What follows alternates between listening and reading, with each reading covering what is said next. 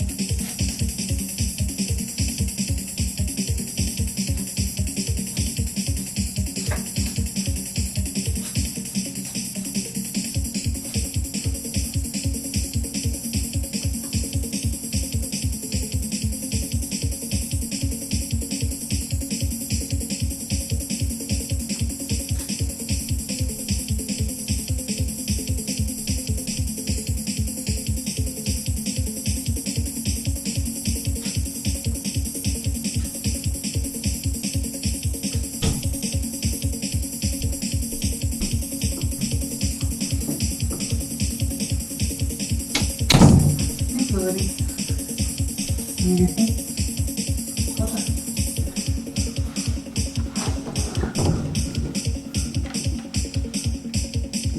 Alright, what time is it? 3:03? That's not too late.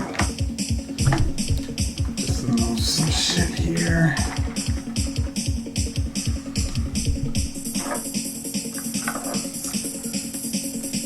Alright, I think we are ready to get started.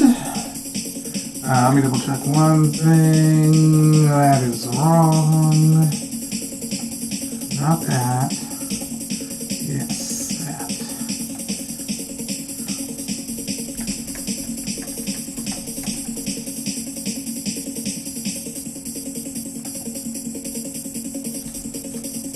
Alright, let's do it.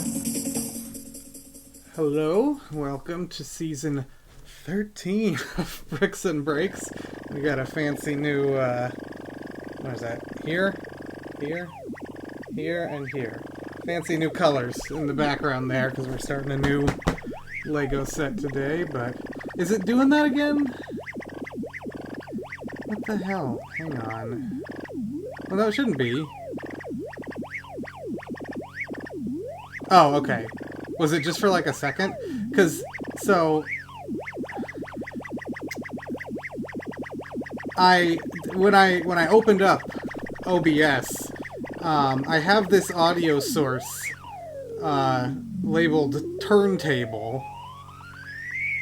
Oh, okay. Let me just fix all those real quick. So you might get double for a second as I go through these. It's muted there. It's muted there. I don't know why. Well, no. What the hell?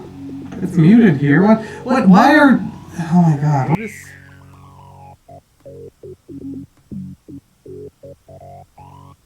Okay, hang on. What is going on here? Why are these suddenly coming through? Maybe this was always doing that and I just never noticed? That would suck. Let me... Can I remove these? What is that even coming from? This? Get rid of this. Yeah, okay. Well, it should have been doing both. It was two different mics. And it should be back to one now. Please confirm.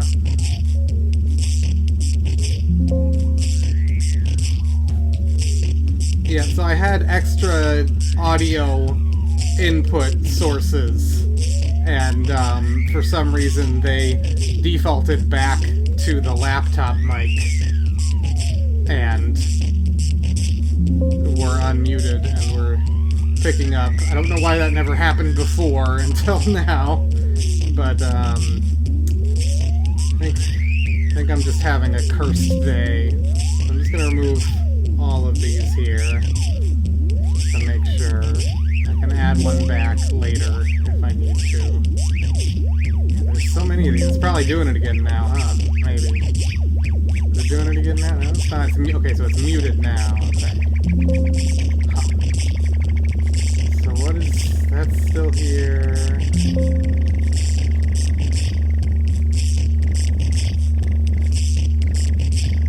Yeah, there might have been some kind of driver update that reset everything to default.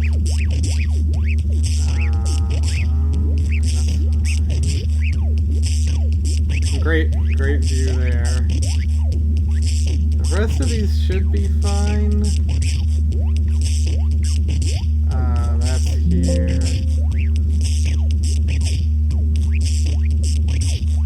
Okay, we're good. No, that's not... I mean... Ooh, big spoilers. We're listening to more... Wait. Is that even the right... Yeah, it is. Okay. Oh! Okay, well, I'm glad I just saw this. I need to fix this image. I didn't change it to say part 4. Yeah, big spoilers. We're listening to more Toy Label next week. I'm just gonna fix that real quick, too. While we're at it, because why not? But I'll go back to this. What was I saying? I was saying something about...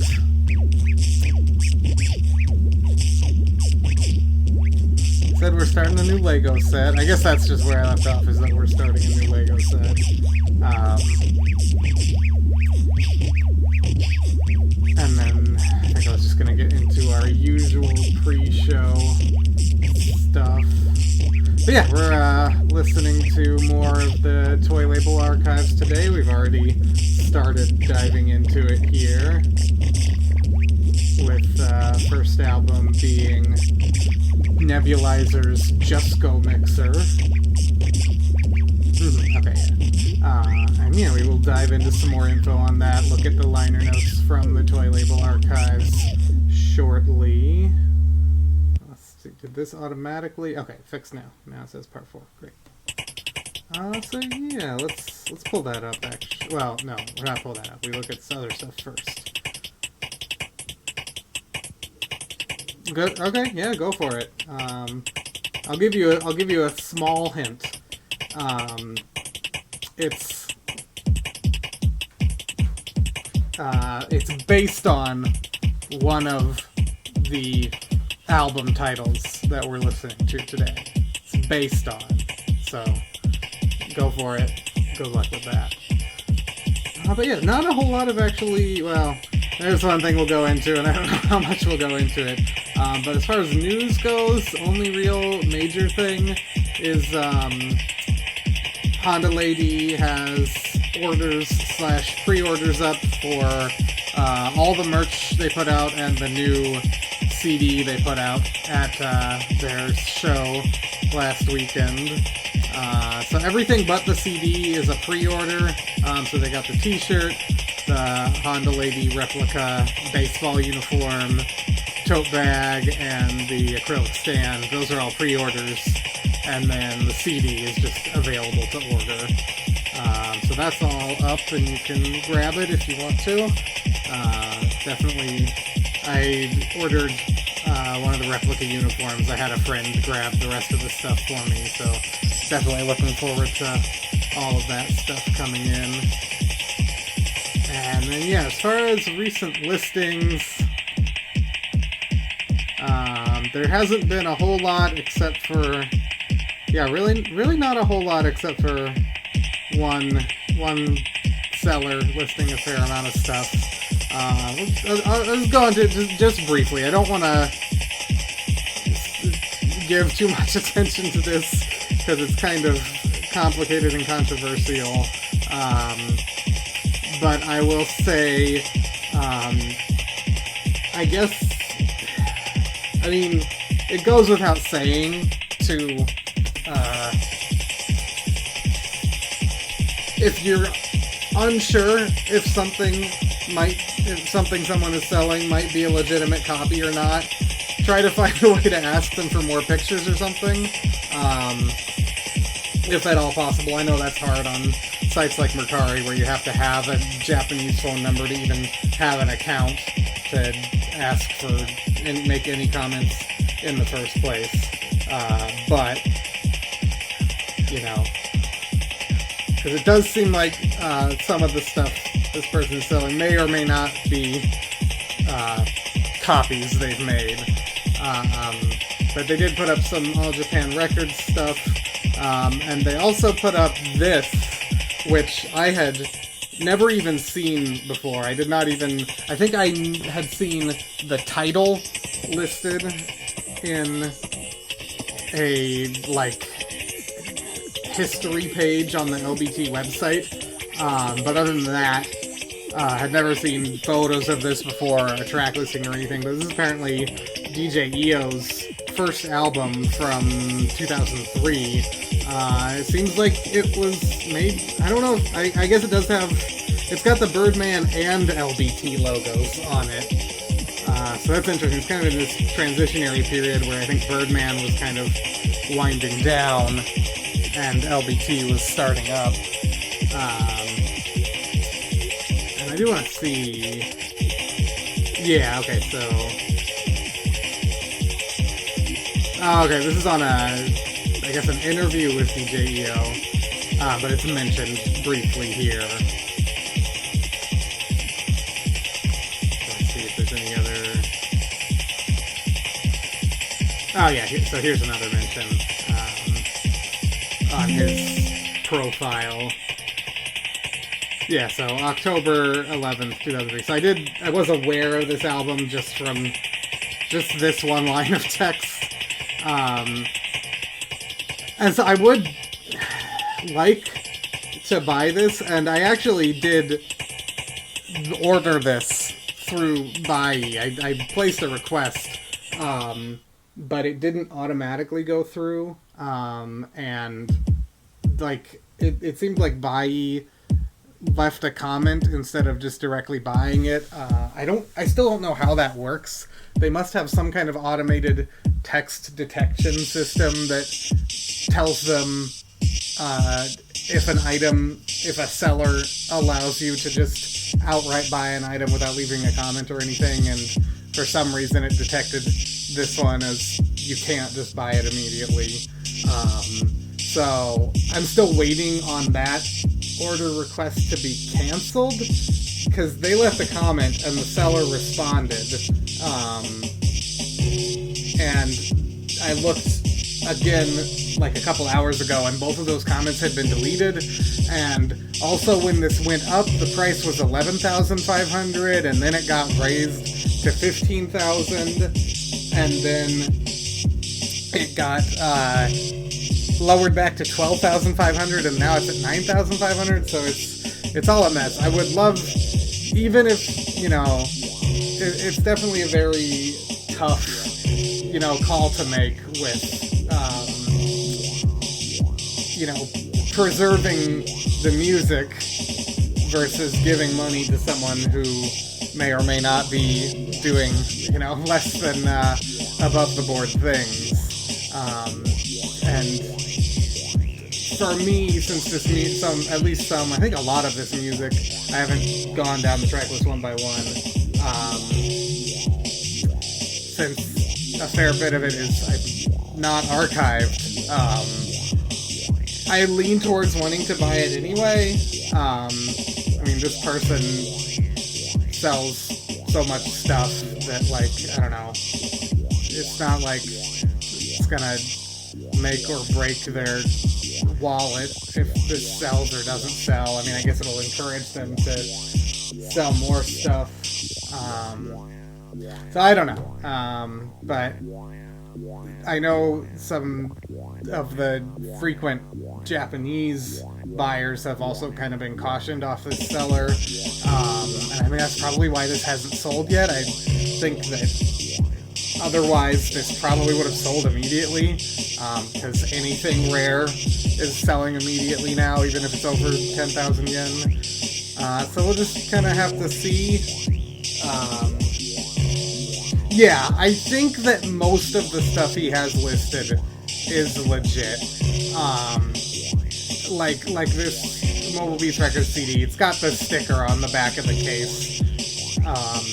And so, you know, assuming that what's being sent out is what's in the photos, like this looks to be legit, and a lot of stuff looks to be legit, but I say anything that just has like one photo and nothing else, maybe be more cautious of. So I guess what I'll do is probably wait for Bai to cancel my order, and then I don't know. I'm thinking, like, I mean, I guess I could ask someone in Japan to buy it for me if it's still up, but yeah, complicated. We'll see. We'll kind of see what happens, really. I could also just, like, you know, ask on Twitter. I mean, I don't use Twitter anymore, but ask somewhere just if anyone else has a copy of this.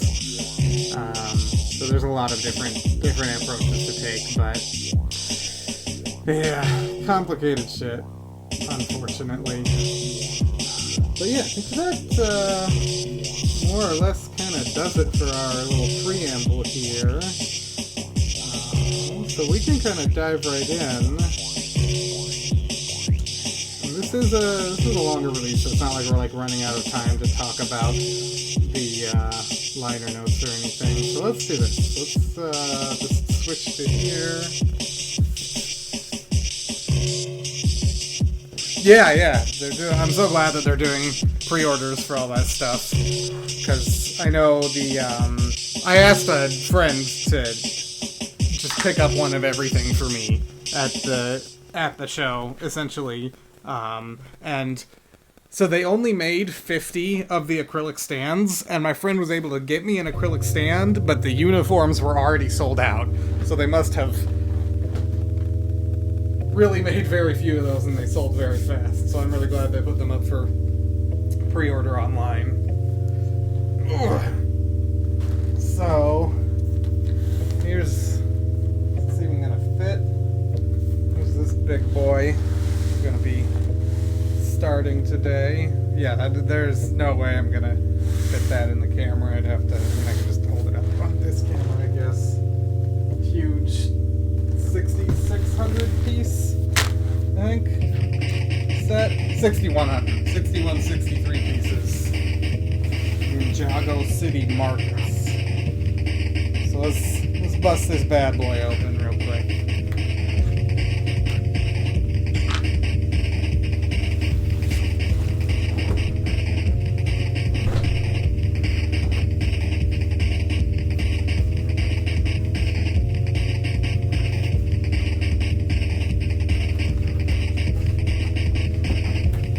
Of course, one of the ones where there's a box inside the box. Yeah, I did mean to mention that. I mentioned it last week, but yes, I believe tomorrow, which is, well, later today, Japan time. It's already Saturday morning in Japan. Yes, the final digital offline event, Traffic Jammies, is playing in Tokyo. And yeah, they're putting out new Psych Out's Ghost and Traffic Jammies t-shirts there. So I linked the Japanese, doujin music collecting Discord last week. So asking someone in there is probably your best bet to get your hands on one of those. Definitely short on time at this point, since the event is in just a few hours, but not necessarily totally impossible.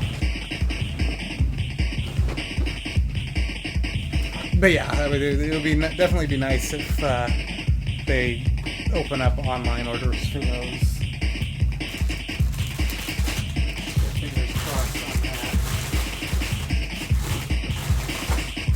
Looks like the main box is second half of the set.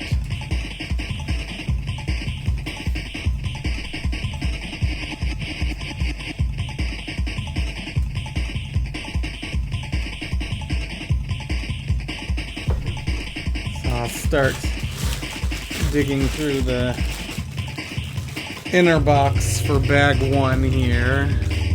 We've got 2 full base plates. Complete double wide set here. And 2 boxes of instruction manuals, which I'm not even going to use.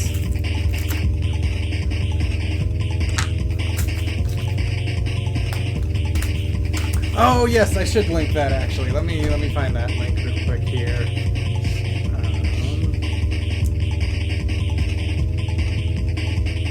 Or if you beat me to it, feel free to go ahead and post that. But yeah, Mad Breaks, in conjunction with some other label I forgot who exactly, are putting out a vinyl 12-inch of 20,000 Hardcore Members. Can't be wrong. The FFF album originally released on Murder Channel. Oh, okay, so it looks like Phantoms Records did the actual vinyl, like, remastering and pressing. And yeah, Dark Magic is the label that is selling it. So this is it says for US orders, this label, Dark Magic. And then, let me find yes, here's, if you're outside of the US, you can grab it from the Mad Breaks shop here.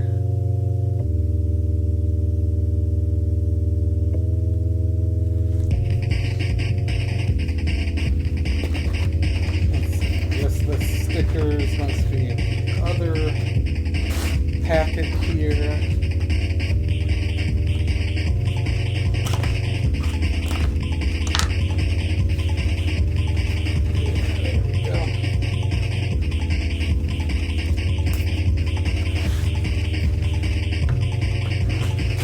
Bits of cardboard everywhere. I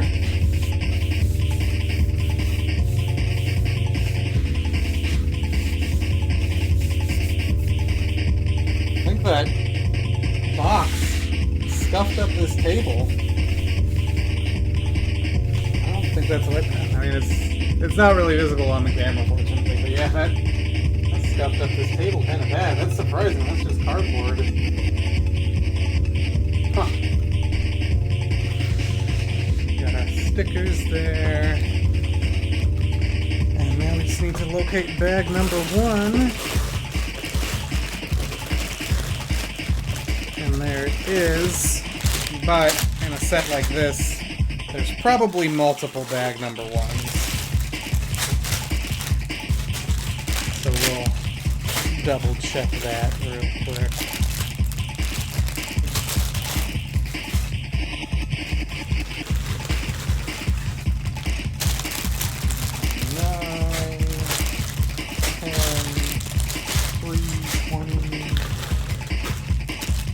Got this extra bag of incidental pieces.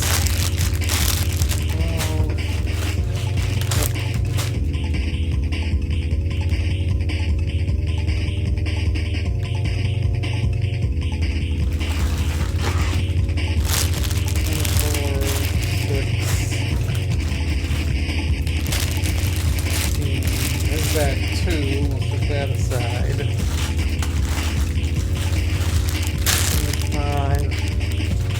4, 11, 4. Let me see if I can find. I guess there is just one bag. Bag 1. Go back here and find bag 3. Again, with the first 4 on hand and ready today. Maybe we'll get past that.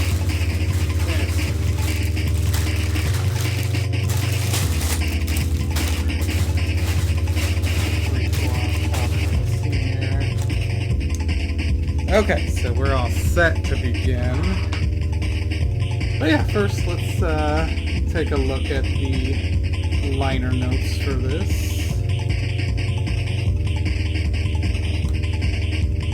Take a drink of water real quick.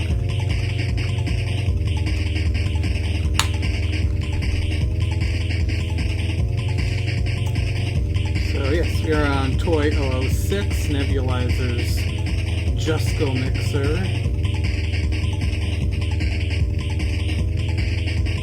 And so yeah, this is a solo album from Nebulizer, aka Makoto Takeshita, aka a whole bunch of other stuff. But Nebulizer is kind of his like main alias, I would say.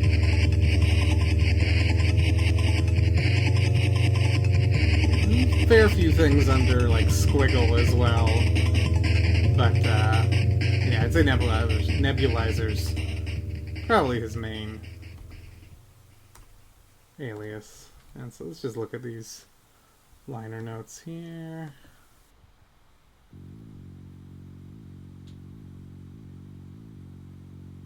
Oh, I didn't actually know that. I didn't know that's what that referred to. It's a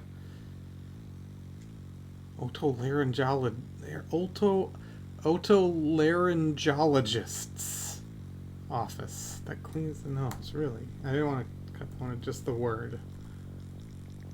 Oh yeah. Okay, yeah, that makes sense. So yeah, it's a machine that nebulizes medicine. Okay, so these are comments from Nebulizer here.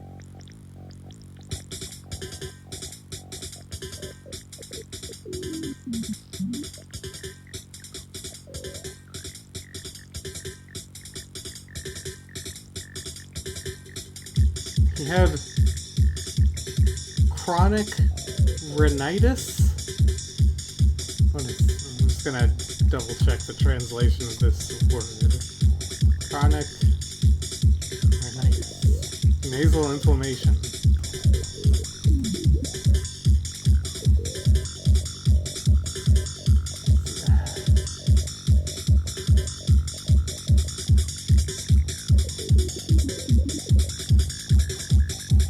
Apparently, he had chronic rhinitis, and the doctor told him there's nothing they can do to fully cure it.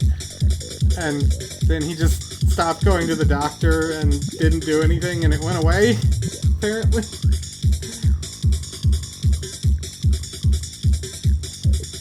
Yeah, that sounds awful.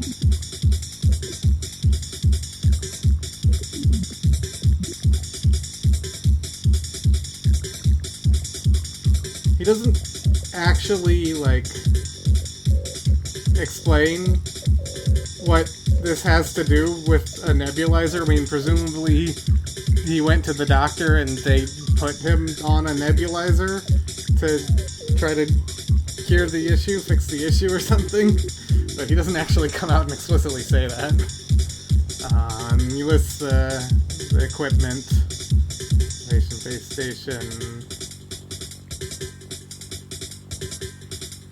So, he used a bunch of inexpensive devices.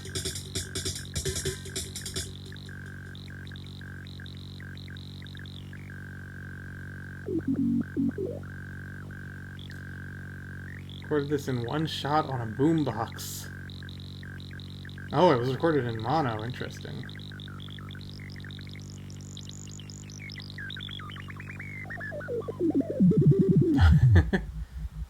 This is his first release, and he still feels like it's his best. I mean, this is as of... When were these? 2007? The jumping around doesn't quite work right. Yeah, 2007 is around when these comments were made.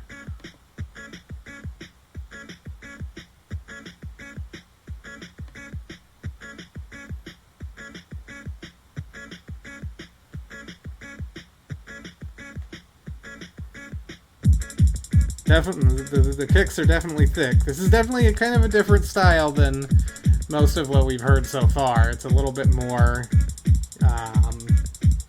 structured, I guess. A lot more, you know, on the beat kicks.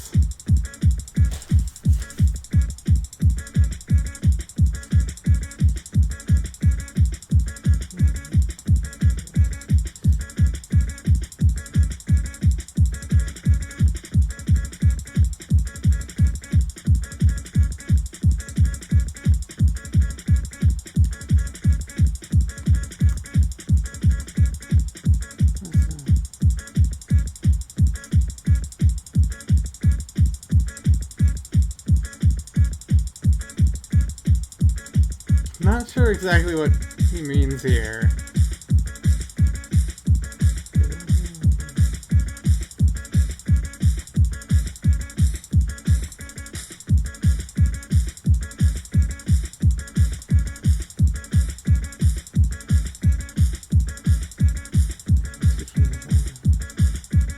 I don't really know exactly what he's saying here about wanting a TB3 but not being able to afford it.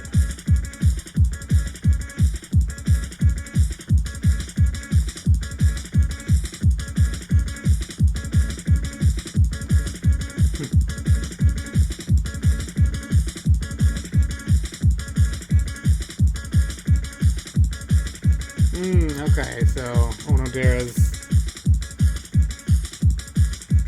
Oh, okay, that makes sense. Okay, gotcha. Yeah,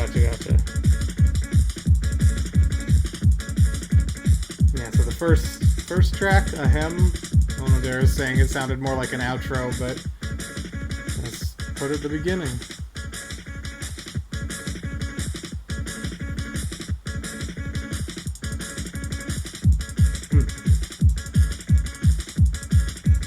Yeah, we'll come on Bath Toral.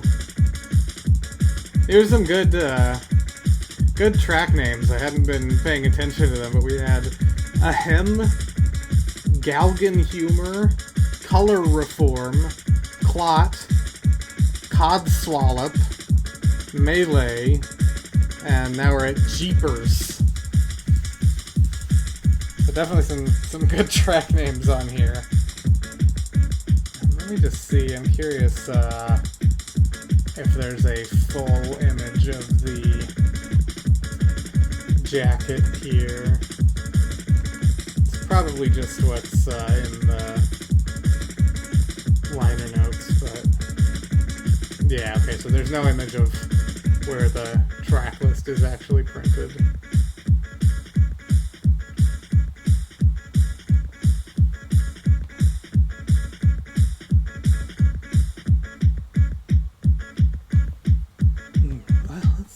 Yeah, we'll do a little bit of building and yeah, dive in a little more around the end of this album or so, maybe.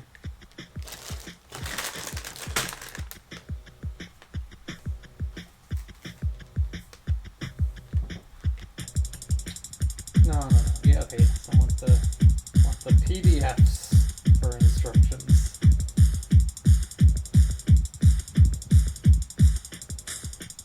Okay, so it tells me to go ahead and start with bags 1 and 2 and one of the base plates.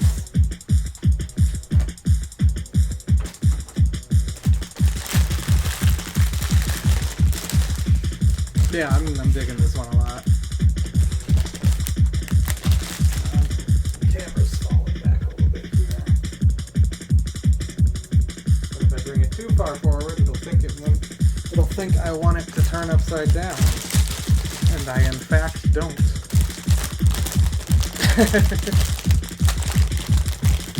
I do wonder. I don't think so. But I do wonder how words like that get picked up by Japanese people. I'm sure. Probably like, well, online. It's a little too early for online. Maybe probably TV. Something on TV. If I had to hazard a guess. But yeah, that is an interesting point, because there's also on Ebisu Shokudo, all of TK2's tracks are just like random, it seems like stream of consciousness English phrases that seem just completely apropos of nothing. And it's a very interesting choice that I'm definitely curious about the idea behind. That is true about Scooby-Doo. Oh yes,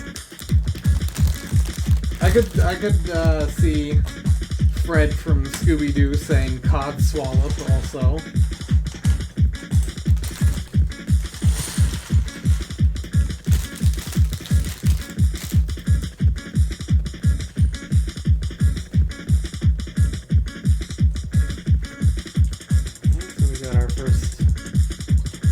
Ninjago here put together.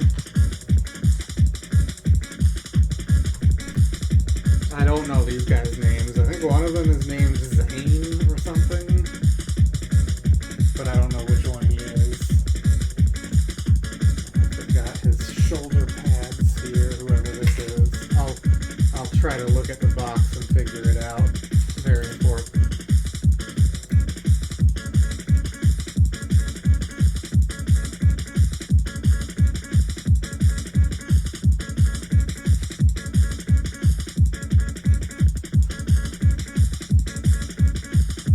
Lloyd.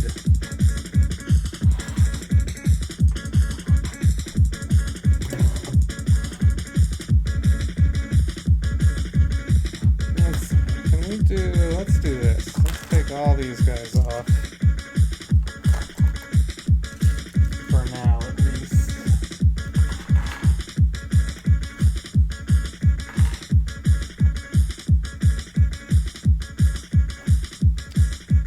And let's even just make some adjustments to this thing to make it work better for my intended purposes.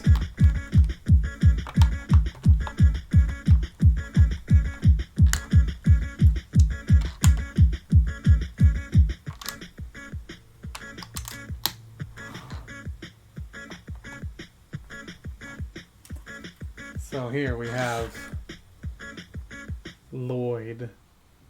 It always kind of bums me out that these heads they've got mouths. I'm just throwing this guy here. I'll just spin around. I'm gonna put his body on backwards and show you. So he's got this whole printed facial expression and everything, but then they make you cover up 80% of that with this like ninja scarf face mask and helmet combo. And I know you don't have to put the helmet on, but I mean I do them the way I'm told. I follow the instructions. And so that cool face is totally hidden. He's just this... Yeah. I mean, I know they're ninjas, so they're supposed to be like hiding their faces to be stealthy, but...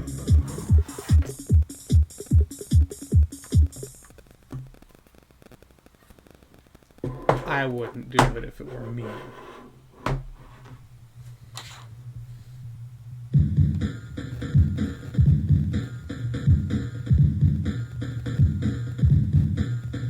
Okay, so here's Bath Torah, which Asogi Onodera said is reminiscent of later DJ Shiitake stuff.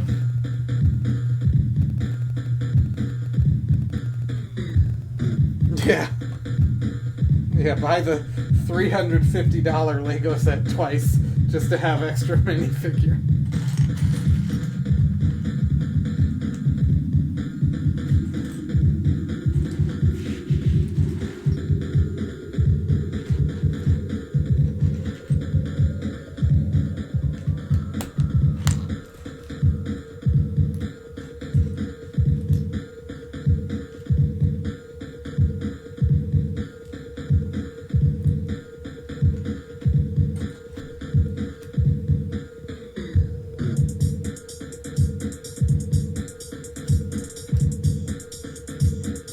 You definitely can tell that this is kind of, you know, pretty simple, made with some pretty simple, uncomplicated equipment, but I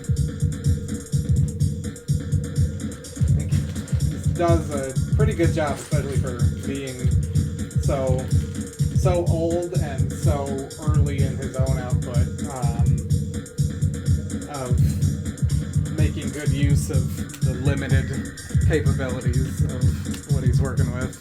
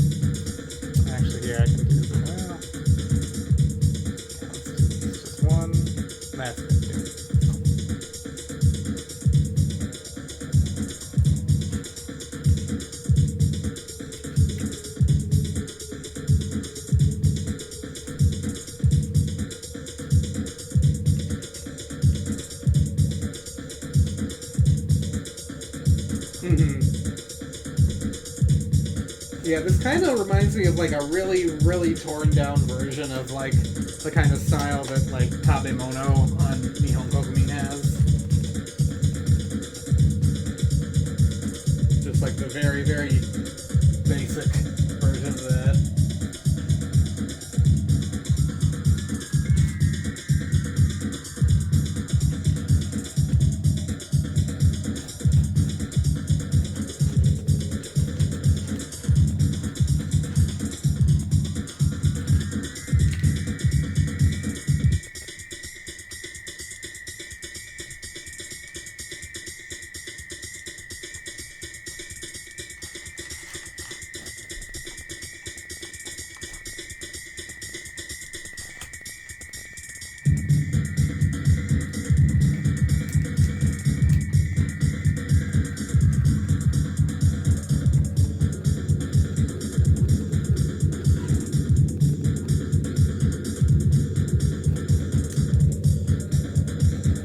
Yeah, yeah.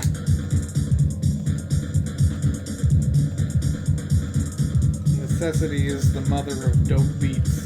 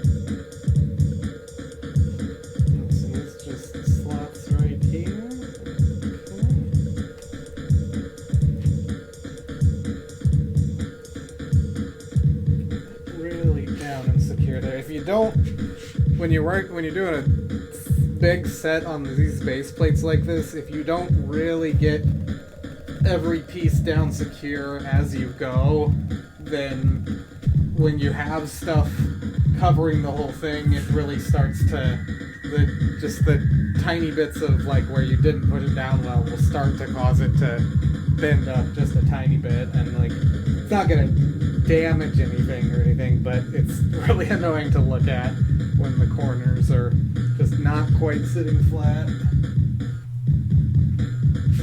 But yeah, I love it's a very simple thing, but I love when they've got just like this little corner angle that slots in right here perfectly.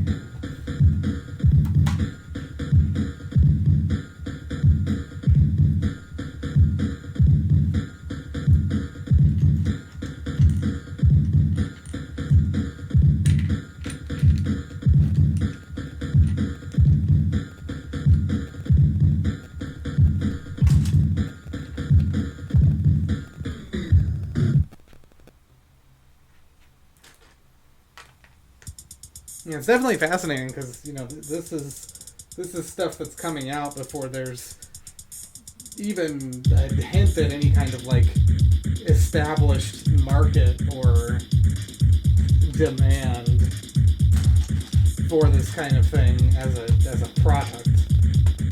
And so yeah, probably, you know, they only made 20 copies or so of these tapes, and probably half of them were just given to friends. I do really actually wonder, that would be a good question for Bumblebee, I guess, or Ono Data, is just where, if anywhere, these early tapes were sold. 'Cause I know with All Japan Records, they had like one record shop in, I think, Fukuoka, that they were friends with a guy who ran the shop or whatever, and so he stocked their stuff there, and it was sold at that one record shop, and that's it. And so that's why most of the early cassette releases are like 5 or 10 copies. But yeah, I wonder if Toy Label had a similar thing going on, or if they just gave them to friends or sold them to friends.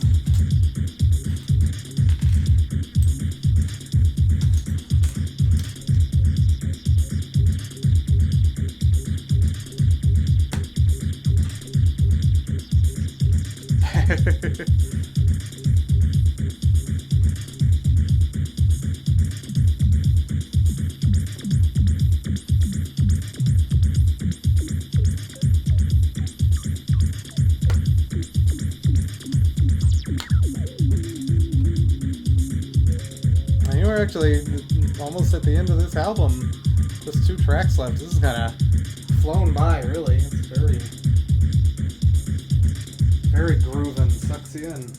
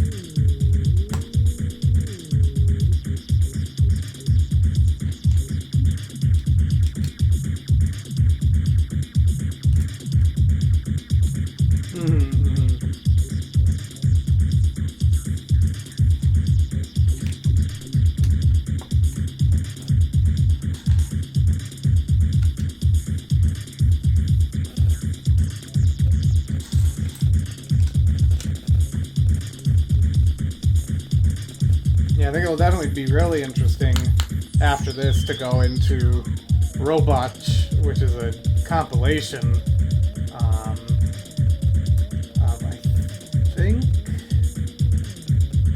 there's like 6 or 7, I'm just eyeballing it, there's at least like 6 or 7 different people doing tracks on the next compilation. It'd be good to get another kind of cross-section of what everyone involved / contributing was doing.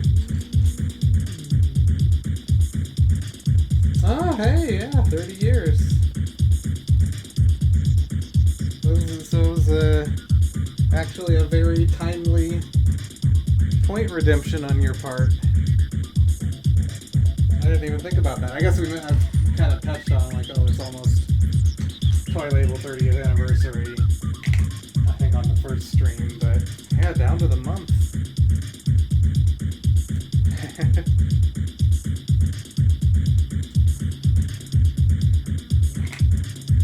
Oh, I guess I can also mention this as far as news. I don't think there's been any kind of official announcement. Actually, I did forget a couple things, which I feel silly for forgetting at this point.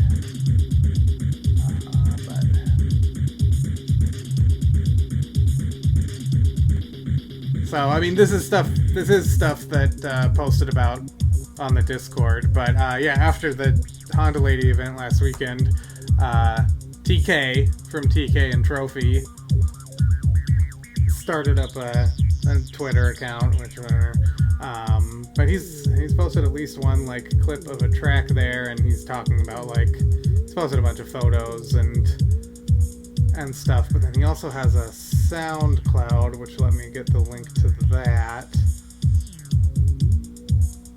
Oh gosh, yeah, I forgot a lot of news, actually.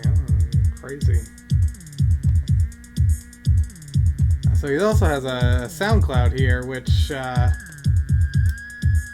he's got tracks up 6 and 7 months ago, which I think I don't know if this is after Dai got back in contact with him or not, but I don't think anybody, like, noticed these or tweeted about them or posted about them anywhere. But yeah, he's got 3 tracks up here, and yeah, I don't know if it's been officially announced anywhere, but it's I think no longer a secret that the TK and Trophy. Okay, they must have announced it at the Honda Lady show. The TK and Trophy Best Of album is coming out this M3 in May. And yeah, I'm sure definitely, yeah, that Totoro clip was a new version, updated version. I'm not sure if the Best Of will have new tracks. I know when they did the Yama Best Of quite a few years ago, there was 1 new track on it, so maybe they'll do something like that again, where there's 1 new track and a bunch of old tracks. But yeah, that has been announced as coming out at M3. And I would be shocked if they're probably going to do a pressed CD, and I would be shocked if there's not mail order available for it after the event. So it should be not too hard to get your hands on either way. And then also, this was also posted in the Discord, but just want to mention it and throw the link here. The DJ Indra's Junglist JP? Yeah, Junglist Channel JP YouTube channel did upload a video of Hitoshi Aki MC Rock and Roll's live set.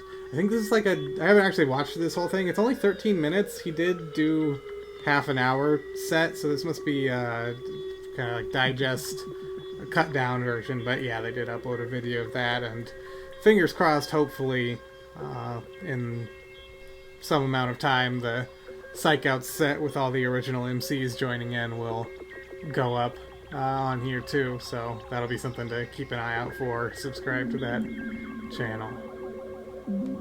Okay, so there's all the news stuff I should have gone over but forgot to.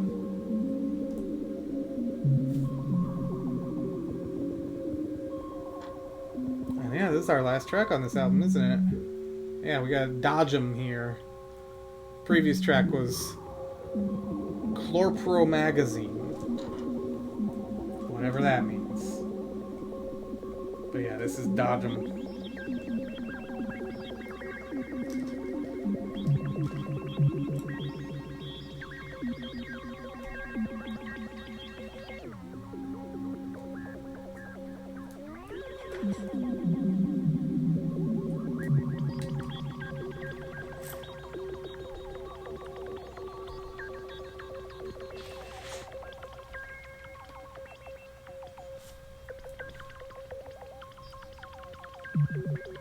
This sits right here.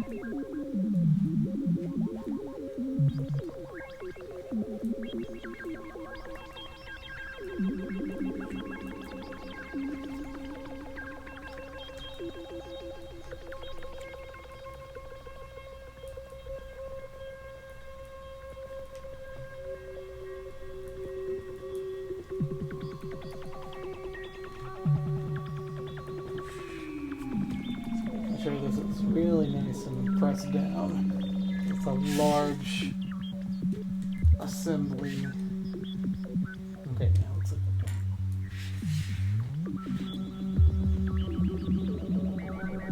at popping these boys through.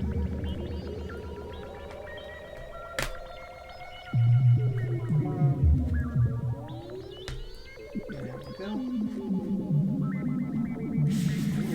Spinning around now. But let me real quick ready up the album info for the next album.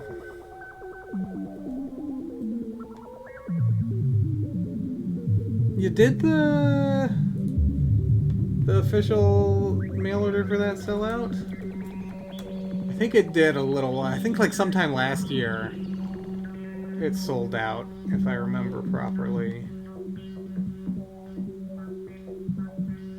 No, I don't actually even see it listed on here anymore. I thought that for the longest time it was on the Ketchup Arts base shop. I'm curious now.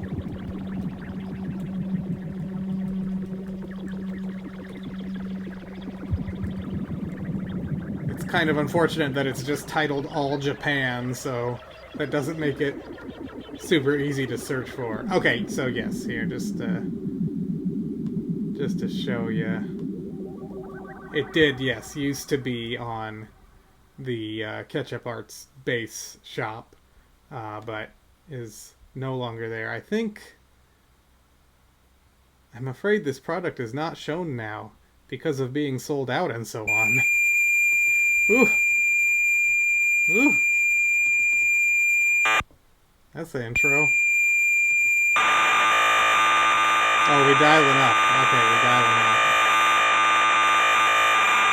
Shall I, turn it down just a tad? こんなにまとまりのないクラスは初めてだな、先生は。出てけ早く。That was certainly an opening track.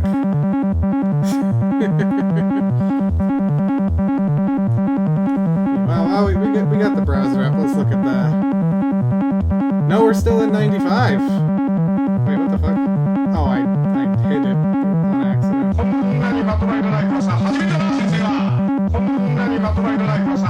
This definitely is like just louder. It's curious. These are both 160 kbps MP3s.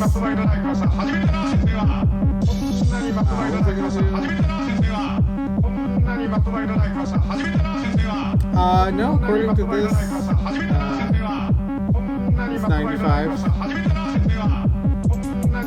We don't get to 96 until, yeah, Loop Graph Toyo 09. According to this, at least. Oh, interesting. Yeah, that's a very good point. It does say that right there, doesn't it? Huh. Well, I don't think I have any information other than what you see right here to determine which is correct. But like, well, this also says 96. This doesn't have a year. Well, but that says 96. Yeah, maybe in these liner notes, these two releases are mislabeled, and they are in fact actually 96. That seems more likely, to be honest.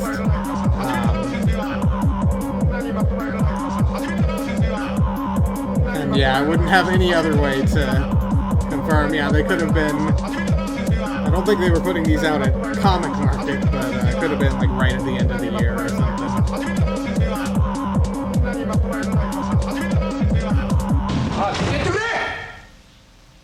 But yeah, we'll take a look here at the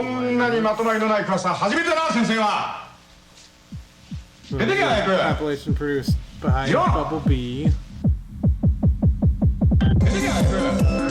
Sounds like he wanted to produce something more poppy. Not sure if the opening intro there really embodies that the best, but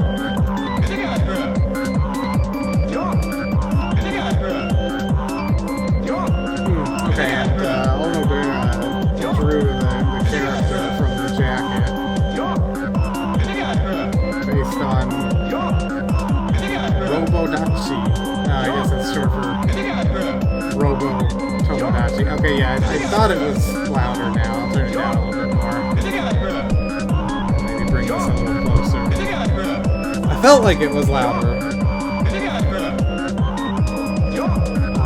Yeah, I don't really know anything about ROBOTCH, but ROBOTCH is based on him, I guess, and it's just a shortened version of the name. They just got rid of the da.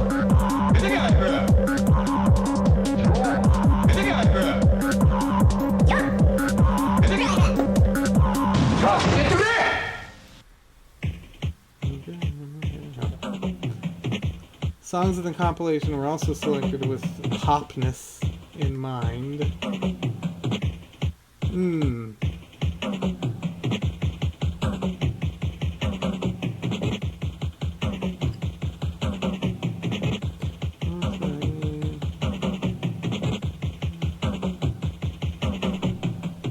Okay,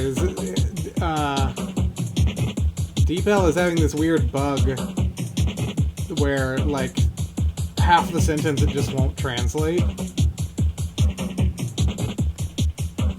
Yeah, so I guess someone from, I don't know if this is like the editor of Digital Biscuit, someone from Digital Biscuit was like, well, if you're going to do a poppy techno compilation, there's no point in putting it out on a cassette, which I guess maybe has something to do with like the kind of cassette aesthetics.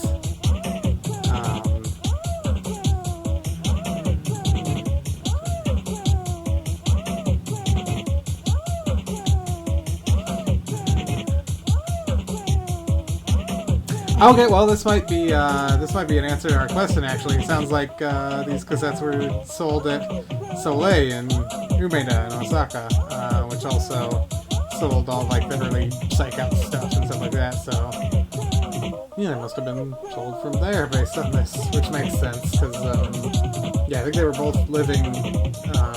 Bumblebee and Onodera, I think, were both in Osaka at that time. One of them might be in Tokyo, but I think Bumblebee was definitely in Osaka. That makes perfect sense. But he's just saying here, like, you know, no matter how poppy you make this niche independent techno compilation, it's not like office ladies are going to be dropping in Soleil on their way home to buy a copy.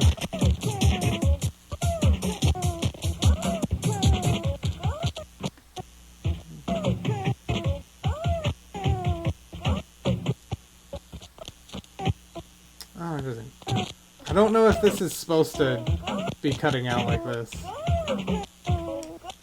So yeah, 5th track, Pure Techno by Cole May.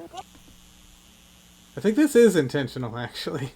But yeah, apparently this was, he heard this track in, I'm not familiar with MSX Fan, but apparently it was included I don't know if this was a magazine that came with like using like a floppy or something.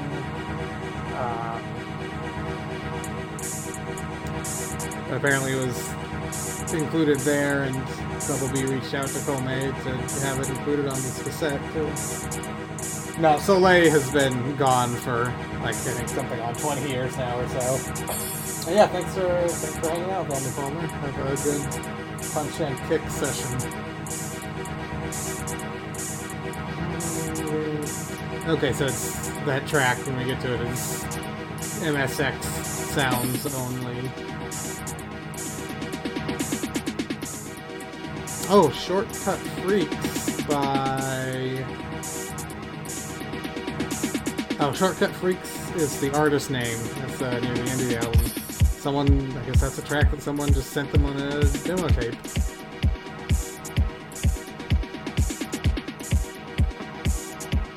It says, I thought Gorilla Sensei was one of Q+'s alternate names, aliases. But that kind of implies that it's not, actually. Oh yeah, it makes sense. Oh, what? They don't like hot linking, I guess. Makes sense that there would actually be some info on the MSX fan magazine.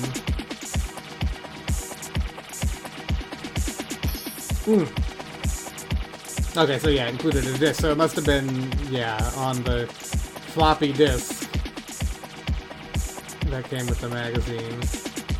Oh, and there's even archive of the disc here?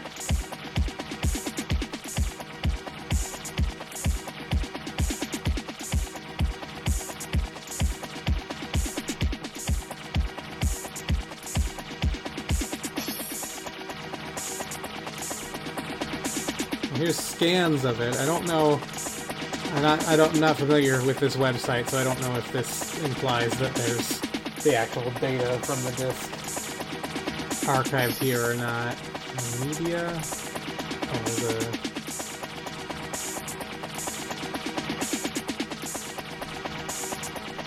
Information. Probably is archived somewhere, though. That's cool.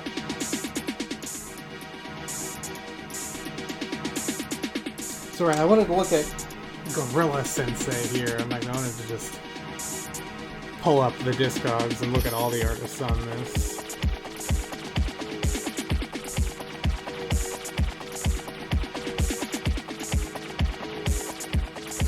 Right now we're on IO Port's Frozen Ball. So this is... Wait, why is Onodera in here twice? But yeah, this is a unit of Bumblebee and Onodera. And yeah, they had this one track in 1996, and then they put out an album in 2009. Which I think this was a collection of like old unreleased tracks, if I remember correctly. But yeah, it's really funny that, what's that, 15 years later, they put out an album. So I think one of these needs to be removed, and technically, based on Discogs rules, it should be removed from here.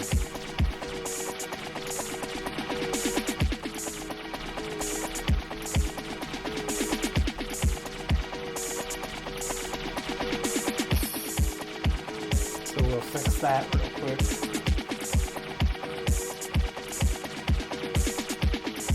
But yeah, so going back to this cassette,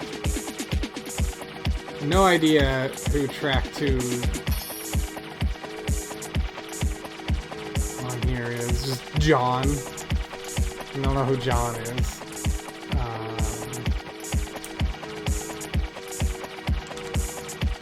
I do wonder if this person has any other tracks and they need to be added as like an alias or something.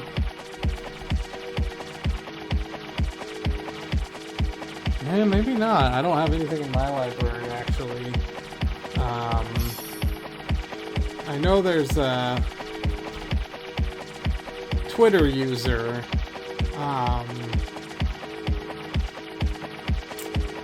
who I've just been mutuals with this person for a very long time. I don't know if this is the same Cole May or not. They were born 76. Certainly could be. Okay, high-tech hippie. Looks like they only... Oh no, they have a Bandcamp actually. Oh, so they got some mashups on their Bandcamp. This might be the same guy. I think, you know, in mutuals here, I'm sure like Bubble Bee and other people are in here. But yeah, he may have just never put anything else out. Yeah, based on the mutuals, I think this very possibly could be the same guy. We won't look at the AI art. Yeah, I wanted to... So either we got, you know, Nebulizer, Q+, Chrono, which is also the Onodera, and that Squiggle, which is Nebulizer. Shortcut Freaks, they said was the demo tape. This artist, Nicole Kana, I don't know who this is. And then, yeah, Gorilla. Oh, this doesn't seem right. I'm gonna have to look further into that. I'm gonna be right back for just a minute. And then, yeah, we need to investigate Gorilla Sensei for a bit when I get back in just a minute.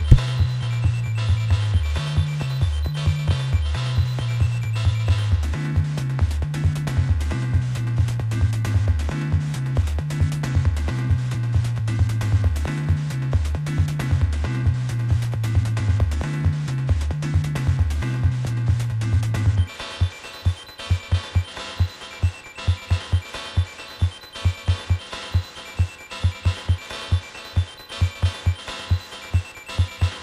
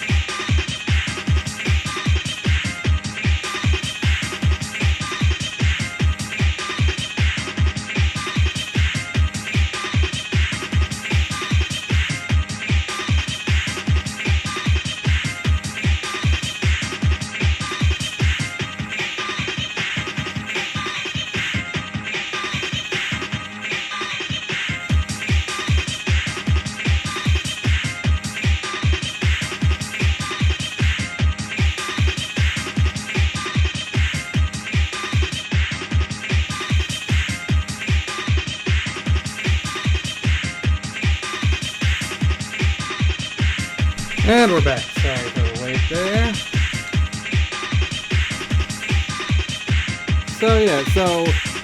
I wanted to dive into this Gorilla Sensei mystery, but I think I may have been slightly misremembering something. Because I thought that there's other Gorilla Sensei tracks on later toy label releases, but I think I'm thinking of Gorilla Addict, who I'm not sure is the same artist or not.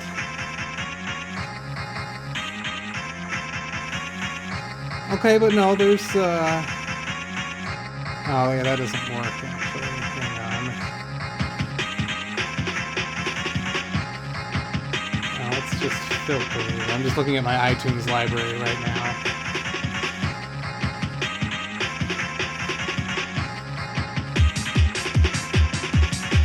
You should be able to post links.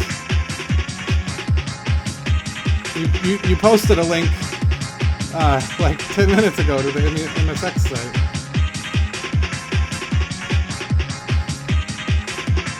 But yes, so there are Gorilla Sensei tracks on other Bumblebee albums. Okay, so it's 232 Comet.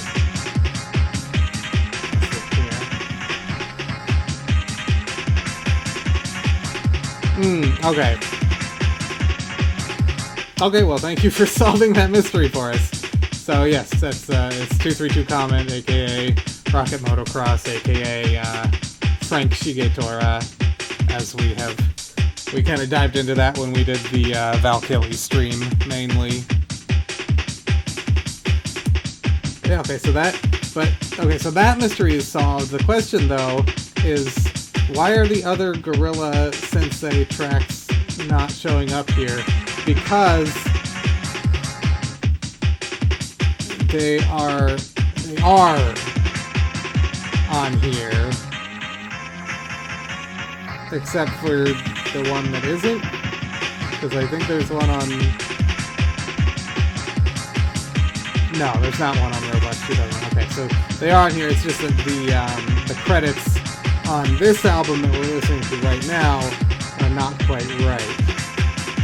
They have it as an A and B of this artist, which I think probably is not actually the same artist and is probably what Halcyon was talking about that I'm not really familiar with at all.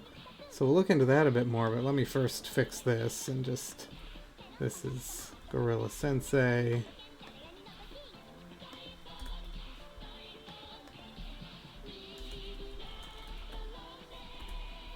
Get some good submission notes in there.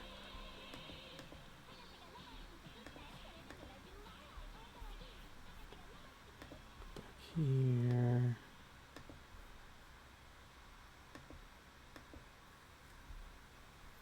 And next up is the Q Plus Doraemon Mania track.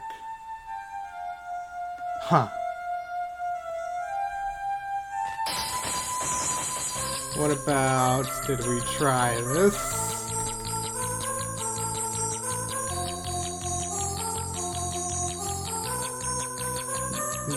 Okay, so that doesn't help. Oh no, there's bringing stuff up. My Google's better than yours. I'm just kidding. Oh, yeah, no, this is it, yeah. It's the Mixie group owned by Bumblebee. I don't need your little tips. Get out of here. There's 6 people in this Mixie group.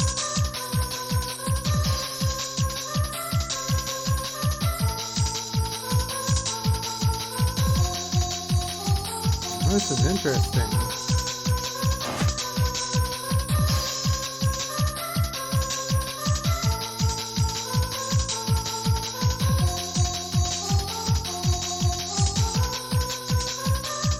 Saying something about a Gorilla Face Soft music CD.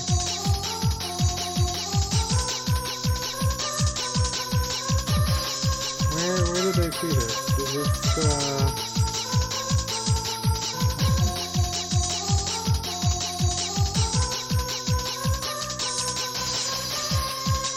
yeah, this is strange. This person posted here referencing a music CD jacket and saying the illustration is... They're saying the illustration is sugoi and asking if they still have copies.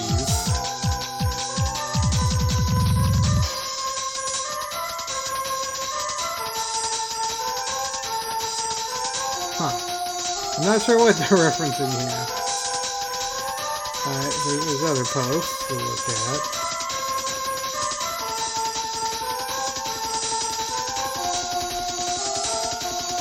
Yeah, Bumblebee.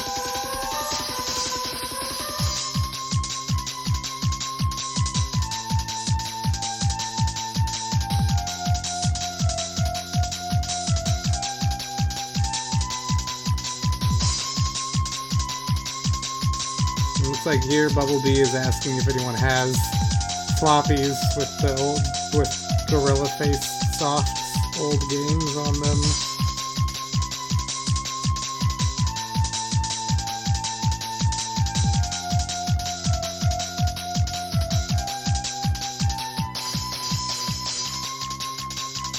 It's interesting that he was revisiting this stuff back in like 2006, 2007. In fact, this was kind of right before this Toy Label Archives came out, so I wonder if that was related or not.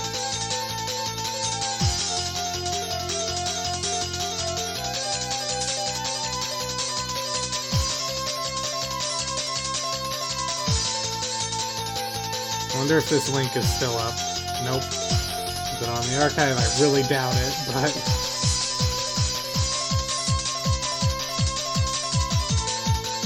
Not archived, sadly. Anything under this page? No. And presumably this entire page is nothing on it. Yeah. Hello, my name is 404. It is very interesting.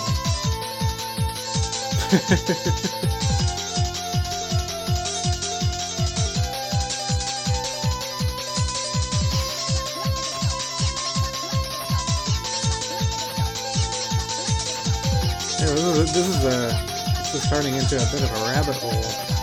I had never looked into this at all, and I'm just kind of skimming the Japanese, really. But you're right. Other than this Mixi page, there are no other results, no other information.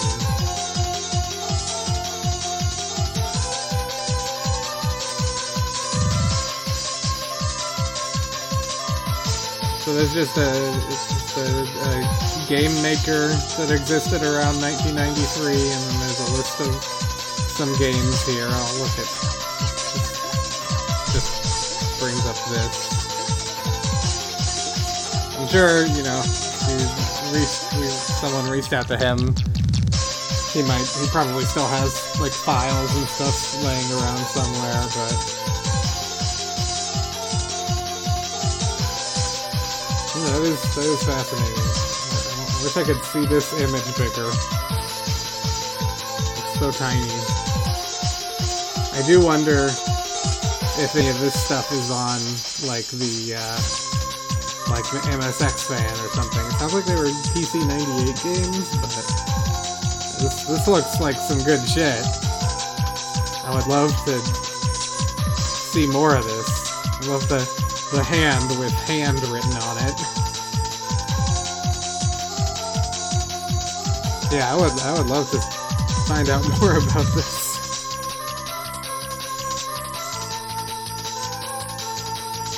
Exactly.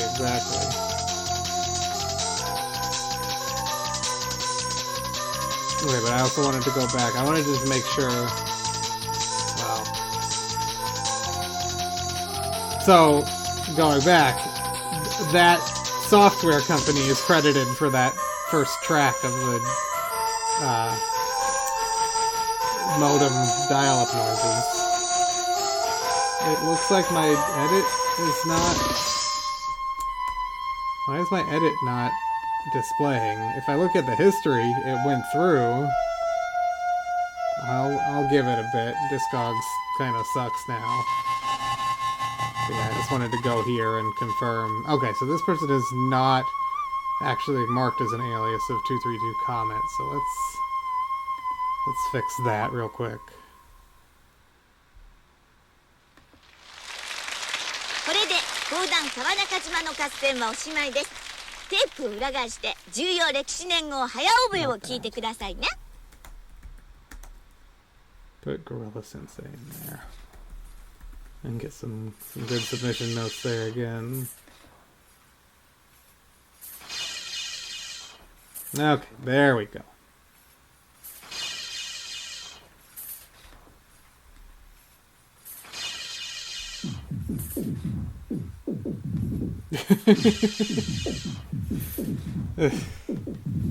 Alright, let's build a little bit more of this building here.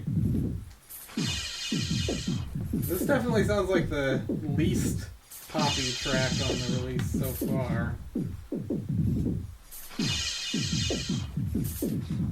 But maybe it'll get more poppy as we go along.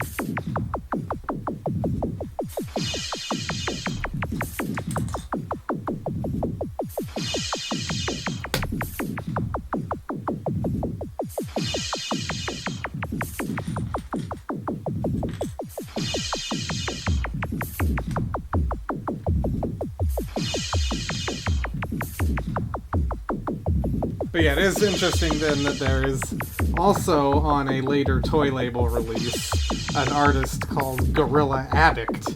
So we've got on the same cassette here, we've got Gorilla Face Software and Gorilla Sensei. And then, yeah, later on we get Gorilla Addict.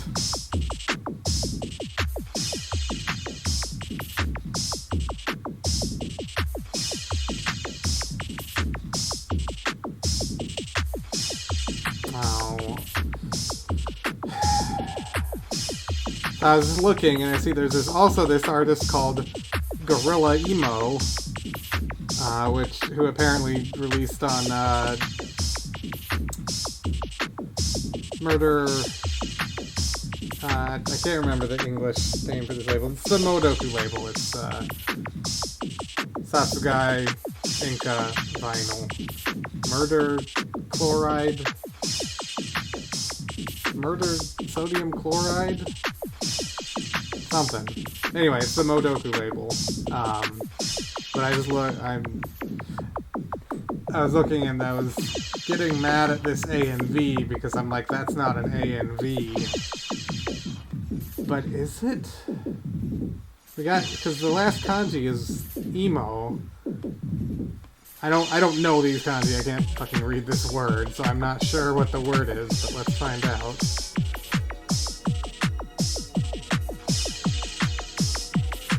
That's just emo. Is this Goal?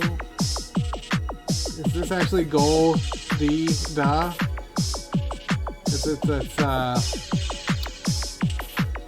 I don't know. There's a term for that where these kanji don't make a word, but each of their readings can be combined to make a different word. Yeah, okay, so it is Go-di-da. Okay, so that is actually a valid A and V. Now the question is... Ateji, thank you.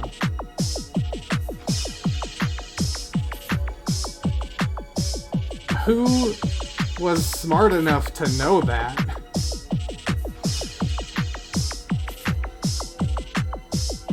See, it was originally submitted as a separate artist. Okay. Yeah, well, I mean, kudos to this person for noticing that, figuring that out.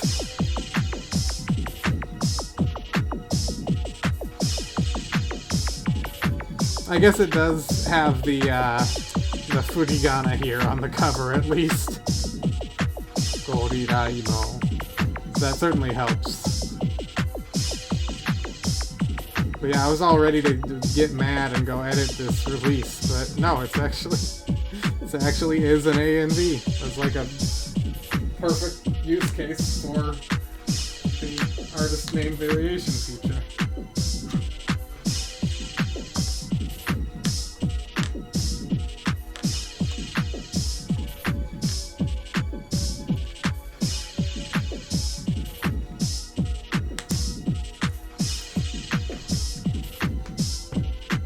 I want some iced tea. I was really upset to learn a few months ago, so I'm just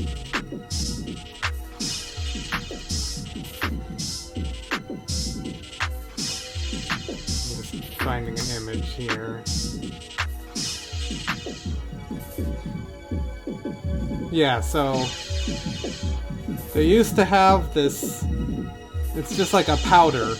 I don't know exactly how they make it or what was in it, and it's probably like really fake, and I don't know if it's necessarily good for you or not. Here's like this powder that you just mix with water and it makes iced tea.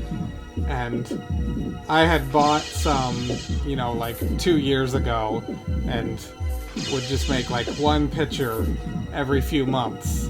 And so I finally ran out of the jar that I had and just went to the store to get more and couldn't find any. And over the course of trips to like 3 or 4 different stores, kept looking for it, and it's not there, and I look it up. They discontinued this product like a year or so ago, maybe 2 years ago, and it just doesn't exist anymore. So it's just this entire product, this entire form of drink just doesn't exist anymore. And I'm like craving specifically that, and I will never get to have it again in my life.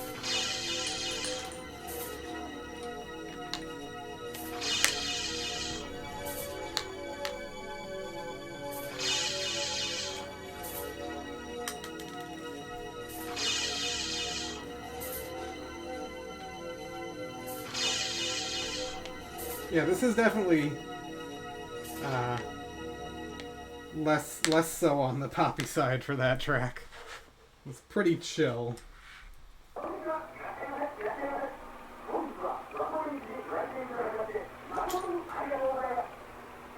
And here's the squiggle track. The Dark Side of Wako Denki.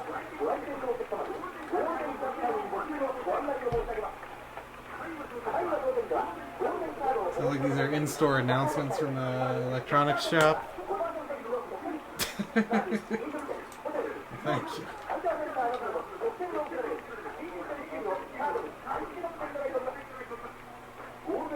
It's the kind of thing that, it takes a while to go through one container of.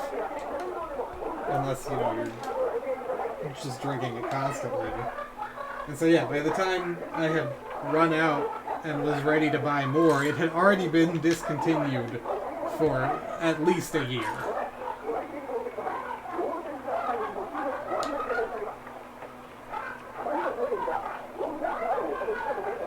This is kind of creepy.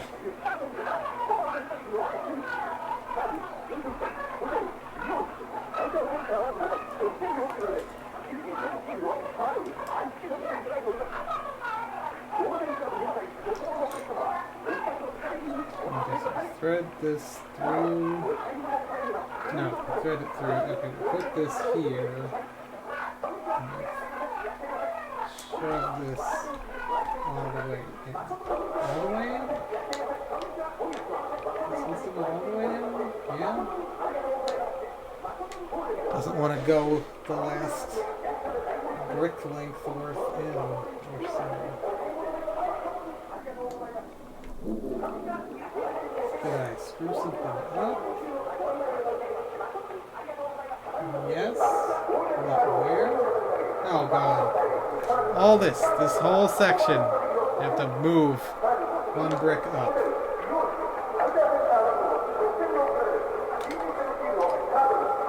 So I missed one thing.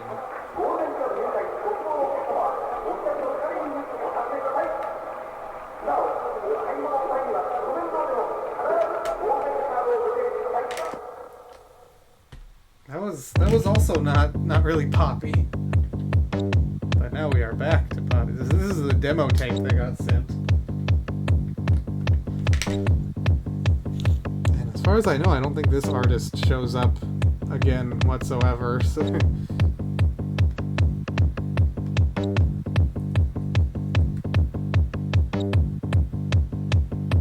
yeah, nope.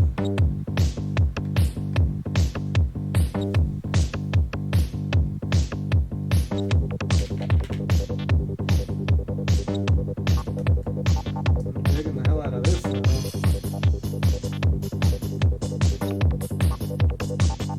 Oh, we didn't read Onodera's comments for this compilation. I was going to come back to them after we solved the multiple gorilla mysteries. But they got so mysterious that I just forgot. Just finished fixing my mistake here.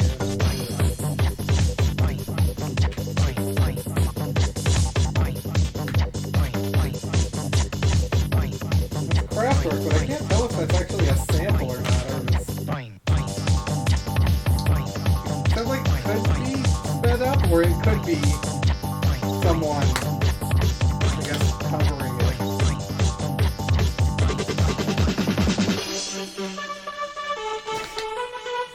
I don't remember what this is off the top of my head, but I've heard it many times.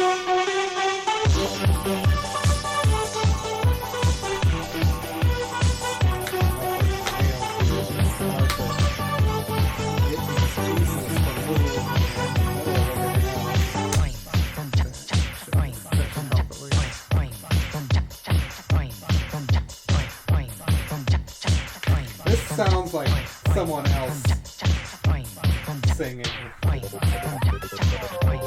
track a break.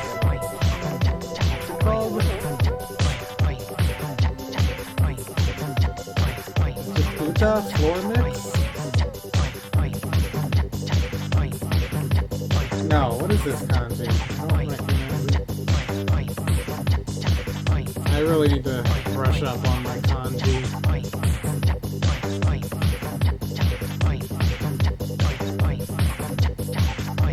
Oh, it's Koma? Chess piece?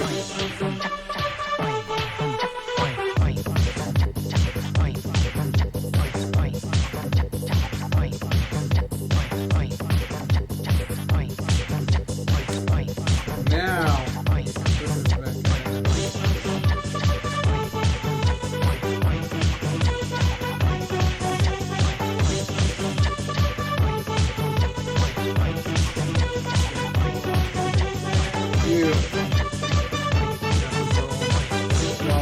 this is that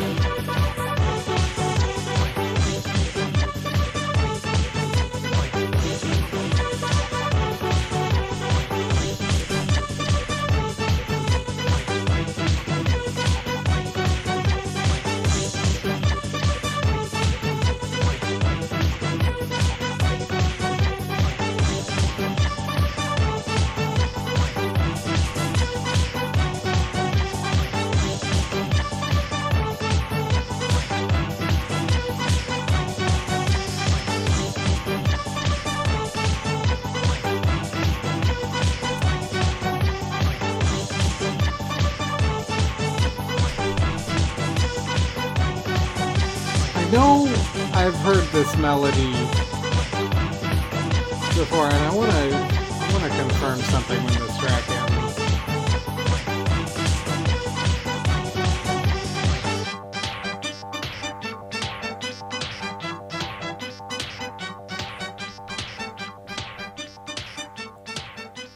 So this track is called Coma Floor Mix. And then there's this track from M Project called Coma. And this is absolutely the same melody. So what is this? I don't know what this is. Like, this must be something.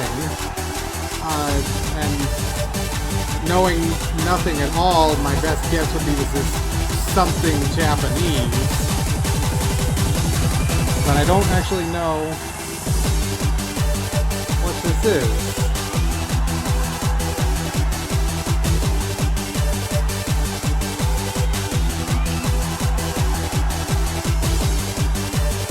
So just Googling.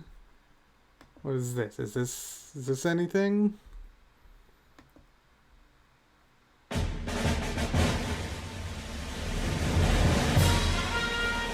I don't think so. No. So what is this? I assume if anyone just knew off the top of their head, they would have mentioned it by now. And I don't think, I don't think this mentions. Yeah, this doesn't say anything about this being sampled or anything. What is this?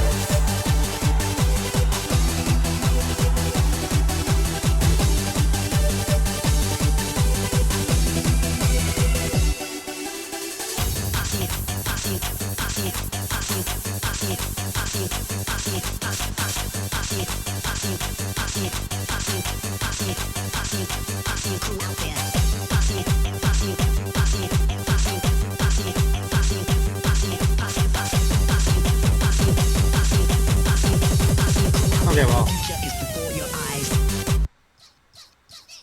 I'll go back to ROBOTCH here and listen to the next track, but I'm gonna keep looking at this just to see if I can figure anything out.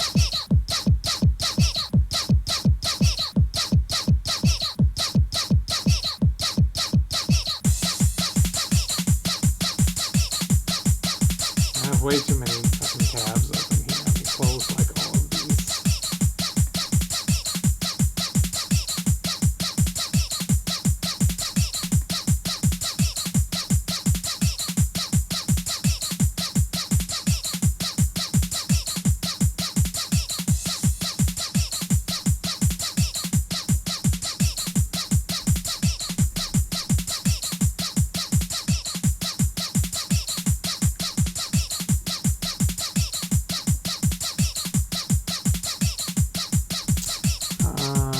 What else was I going to look at? Because I still need to look at the other liner notes for this also.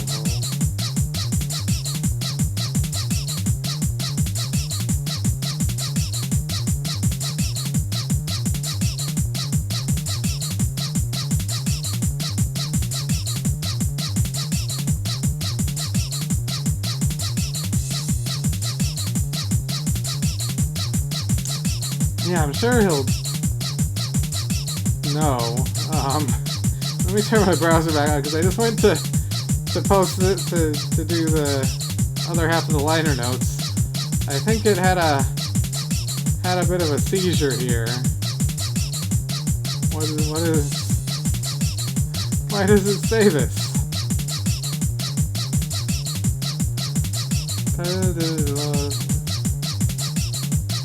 Oh, Kasan.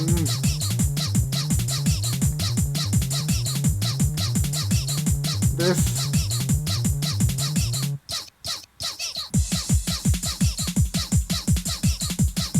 That's great. That's fantastic.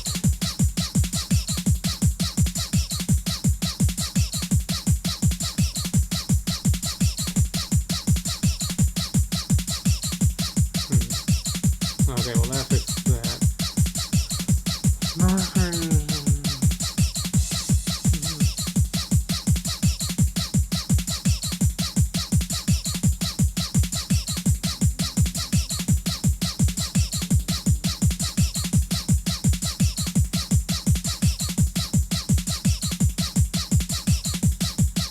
pretty much just a summary of the album in a very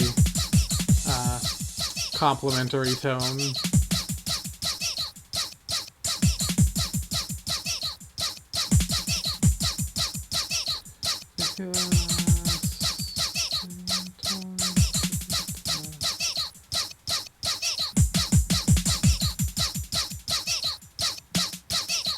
Okay, yeah, this is an example of a translation that doesn't come across quite right. They don't mean the original robot from the pamphlet. They mean an originally created robot design. And I don't even know where it's getting scantily clad drawings. Is that just this part? But yeah, it's the original robot drawing, and then they took the lettering from ROBOTCH and just got ROBOTCH and just got rid of the da for the text, the font. And I guess someone else did the illustration for ROBOTCH 2001, and basically just traced the illustration from here, it sounds like. Get this guns back up. And Onodera was very pleased that his robot design was preserved, I guess.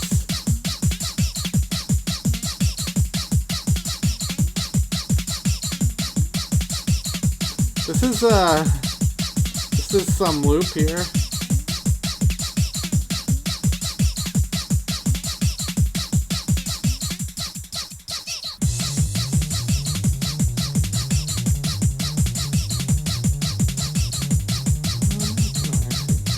There are two just zoomed in.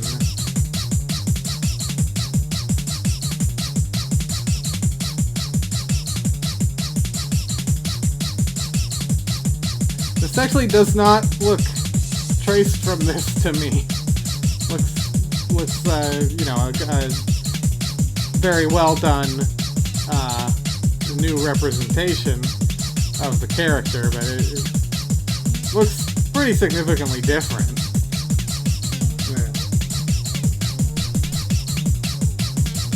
Yeah, I have no idea what this coma, I mean, this isn't gonna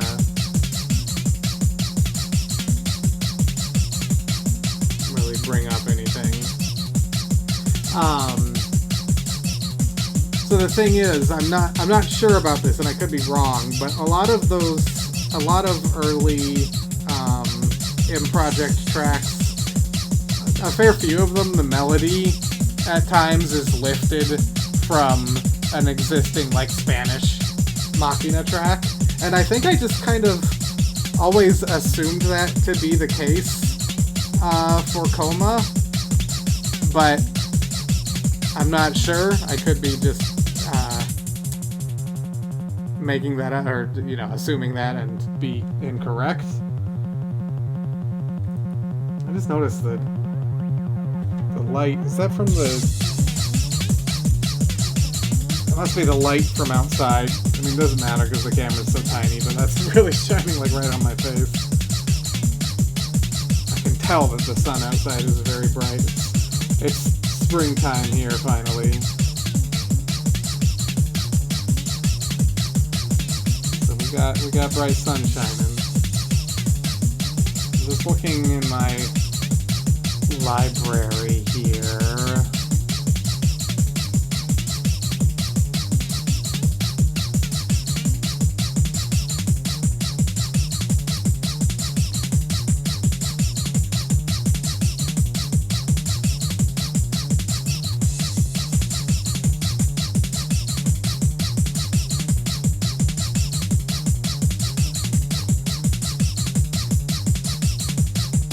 Oh, okay, thank you. So 93, then yeah, that timeline works out. Surprised you responded so fast.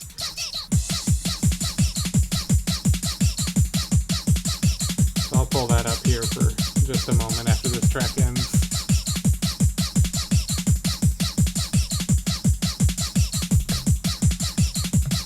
Thank you, DJ Chucky, for responding so fast, and also for knowing what track M Project, a totally different person, sampled all those years ago. So that's a different guy, right? Yeah, let's listen to this track just for a minute.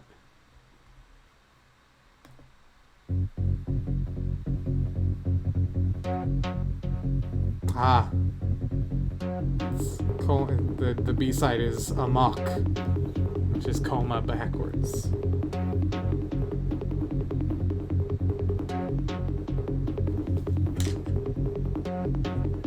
Skip forward a bit. It's definitely not Machina, that's for sure.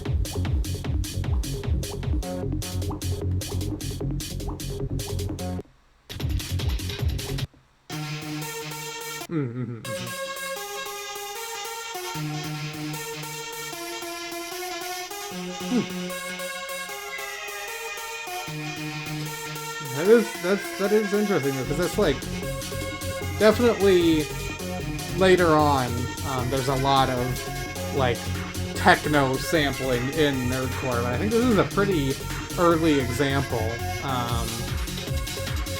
A lot of this sampling in general is very early, but specifically, like, that track is sampling that and Kraftwerk.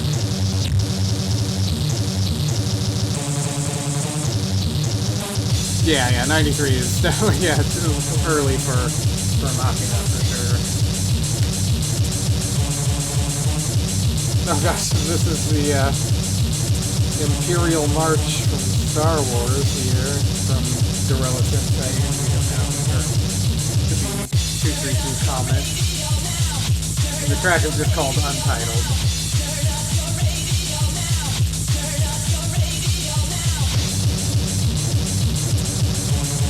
Yeah, this is very nerdcore. This is our last track on the compilation.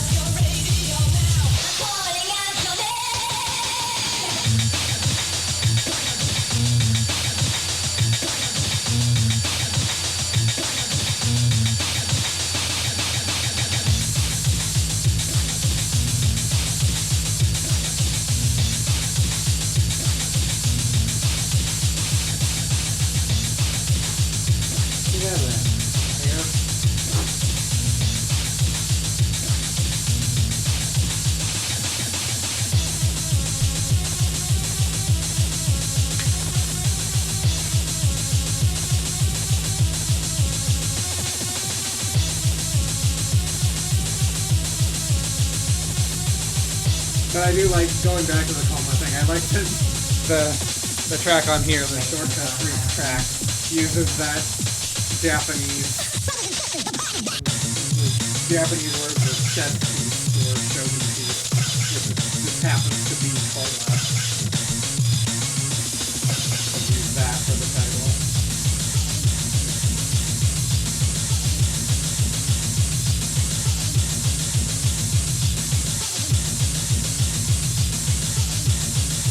Will that also count as FAG?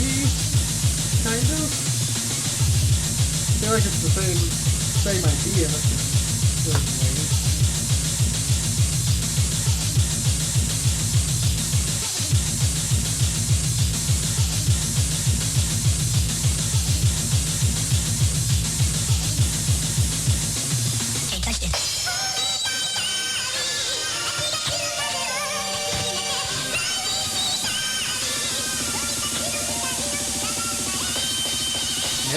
This might be, definitely a very early example of set up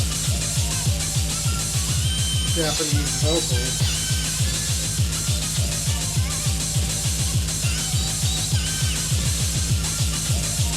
Because that's, the early Sharpnel cassettes, those are 96, right?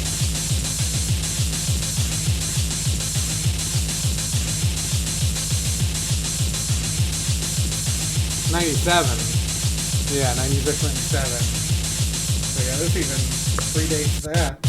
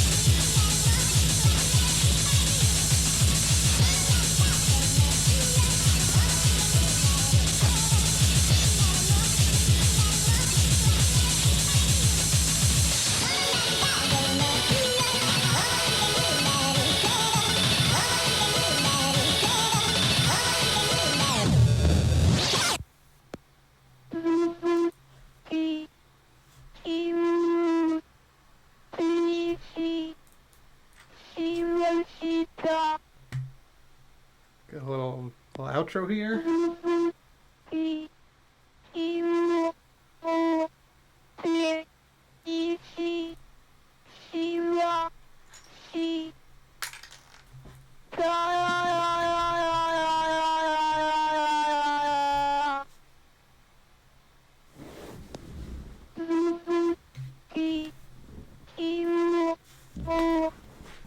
Where did the piece I just dropped go? Well, we have to find out. Oh, it's all the way back here.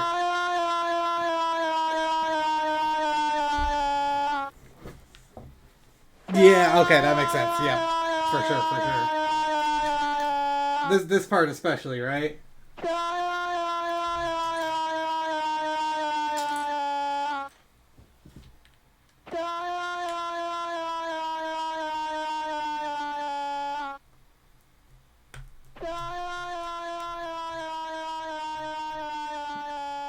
I kind of wonder if that is even part of the Gorilla Sensei track, or if that's like a outro that was on the tape and they just forgot to, or not necessarily forgot, but didn't remember or didn't know to separate it out or something.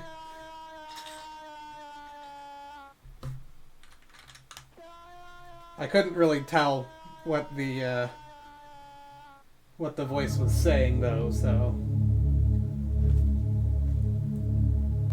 And now we're on to our last release, Last Resort from Chrono. I think they like I were referring to the outro there. Unless you're also. And now I've been duped.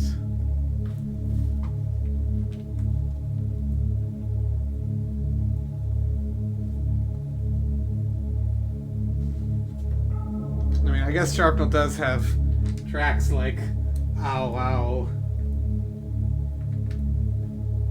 that are certainly not too dissimilar from what was going on there.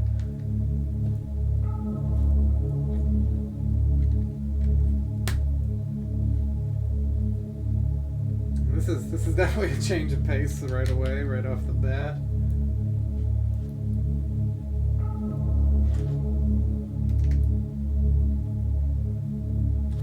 I feel like I'm playing a 1995 Myst knockoff game.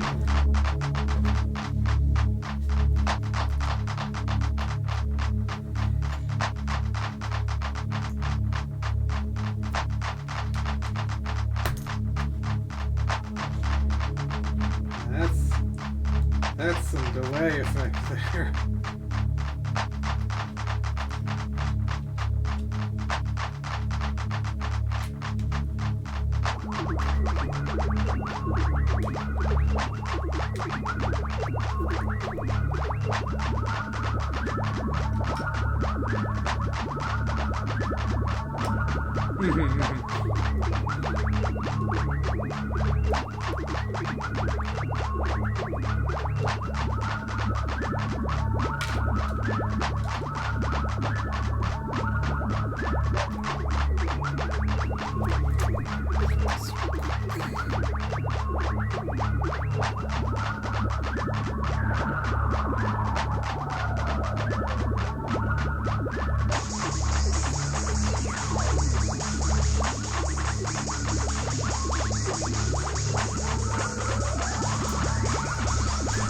That is a good question.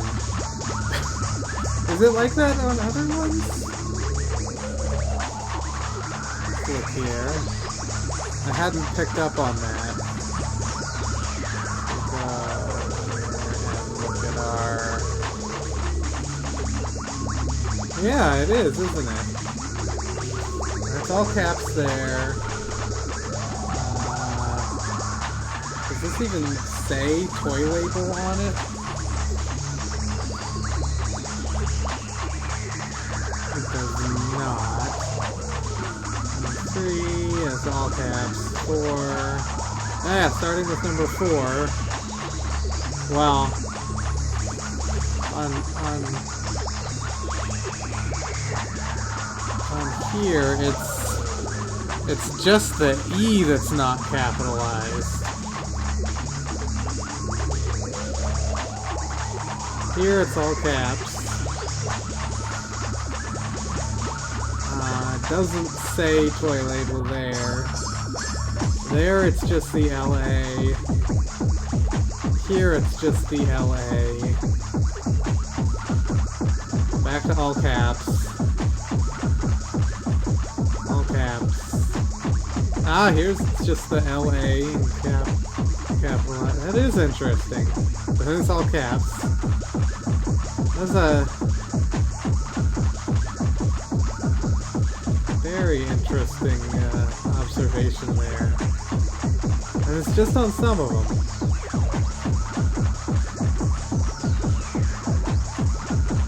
But here it looks like the same thing.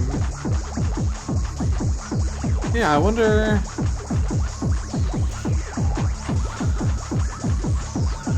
if there is an intended... Okay, so here's a good, yeah, the big...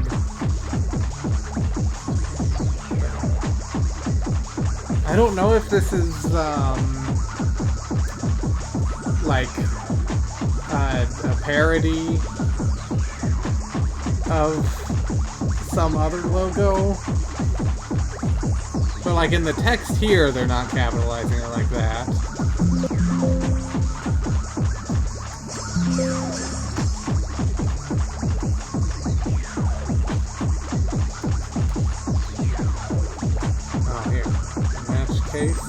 No, so they don't ever type it like that here.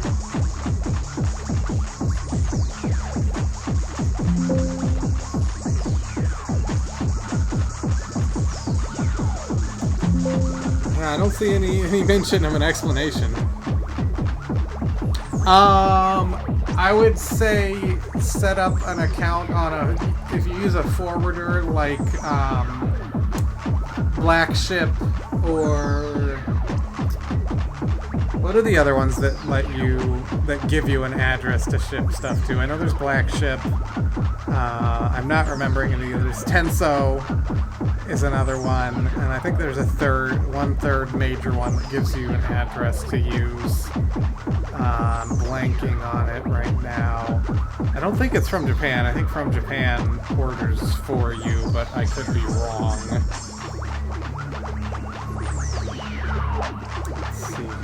See if I can find out real quick.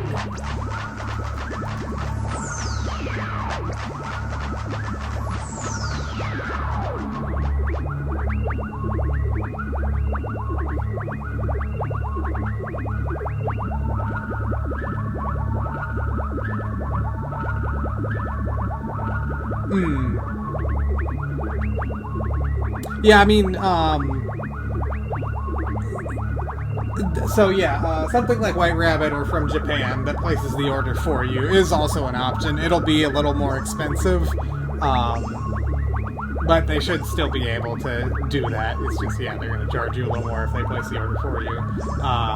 But yeah, if you do use something like Tenso or Black Ship, you can enter your own address. It'll be a little cheaper. And the Honda Lady web shop you can use Amazon Pay, so it's pretty straightforward to use your card, and you know, Amazon Pay doesn't block any proxy addresses or anything. So yeah, you know, whichever service you decide to try out, if you need any help I don't know if you're on the Discord, but if you need any help later, you can ask on the Discord or something. But there's also, resources out there that certainly have good explanations of how to do all that stuff. And there's a few days. I don't know if I mentioned it, but the pre-orders are open until, I believe, end of the day, April 1st, Japan time. So there's a couple days left.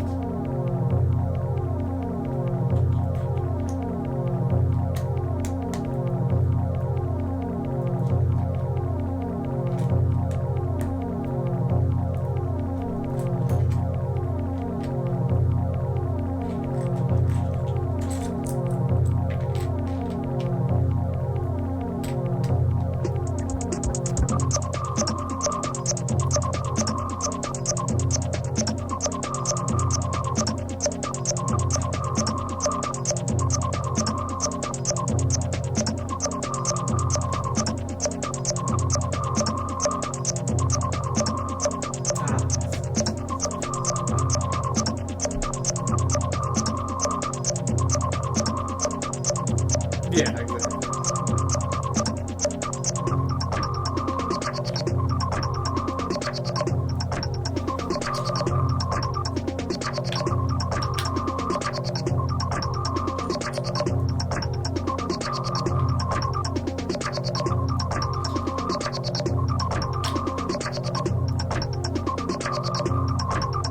This is a nice chill wind down. Nice to have the compilation with the kind of faster meteor tracks there in the middle, and now this kind of wind down towards the end.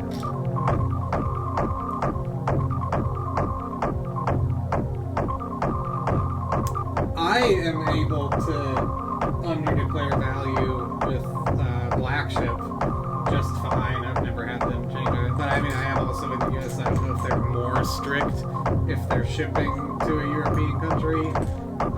But for mine, it always just lets me manually input values for everything and doesn't require it to like match anything that's on the actual shipments or what have you.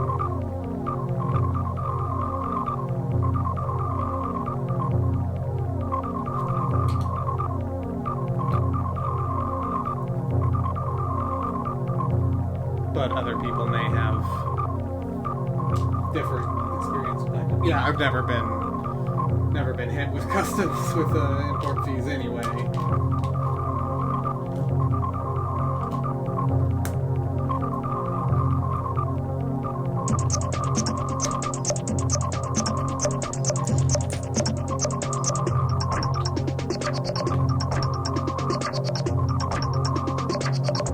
It is true.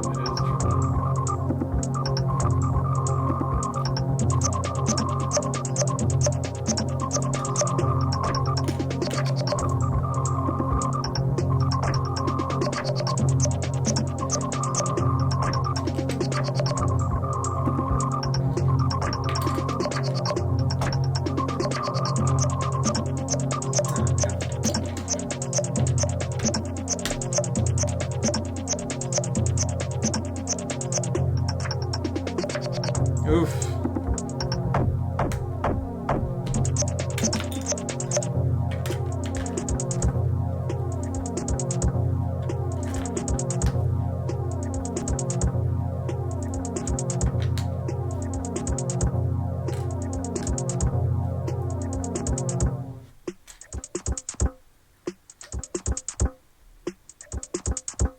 I like this bit with the dropping down to just the progression.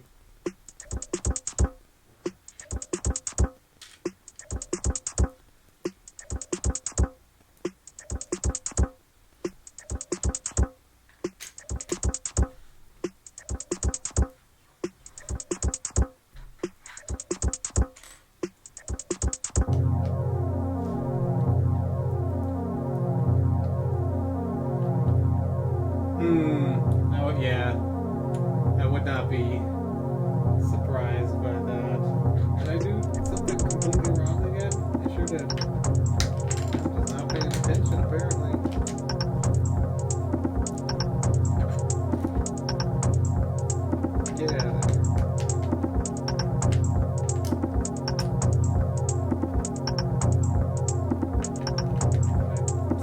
so wrong. Pull this up again.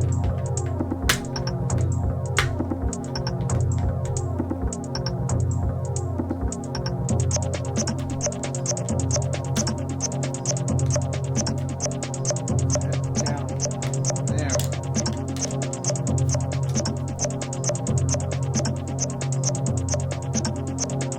Yeah.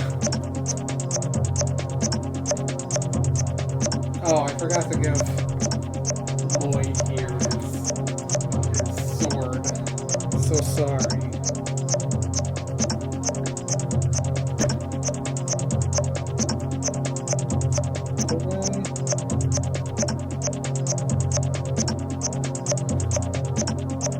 There, now he is properly equipped with weapon.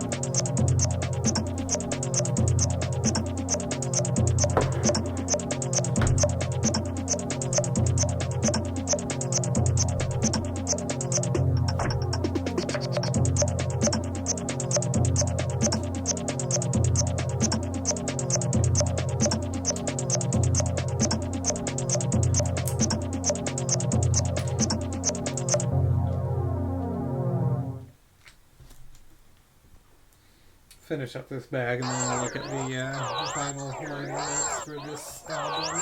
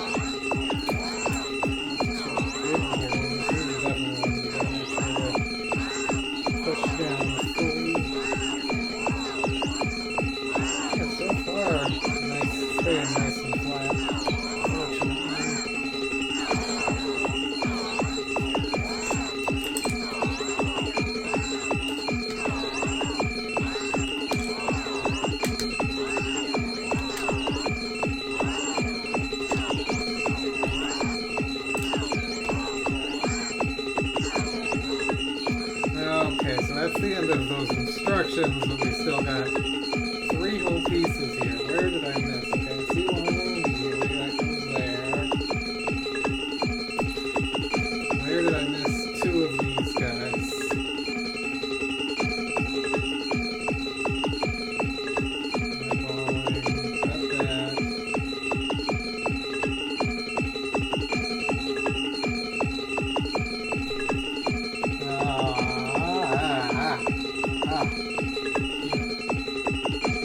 There we go. Yeah, that's a good, nice start on our foundation there. Yeah, let's look at the liner notes for this release. We still got a good half hour, so I'll probably do start one more bag after we look at these. Yeah, Chrono, as we've mentioned, is one of Onodera's aliases. First solo work Onodera's released in public. The title is taken from the title of a shooting game for the Neo Geo. I already forgot what it's called. Oh, Last Resort. Oh.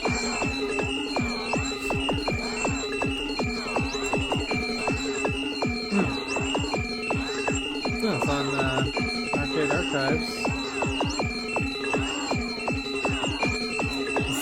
The sun just went behind a cloud.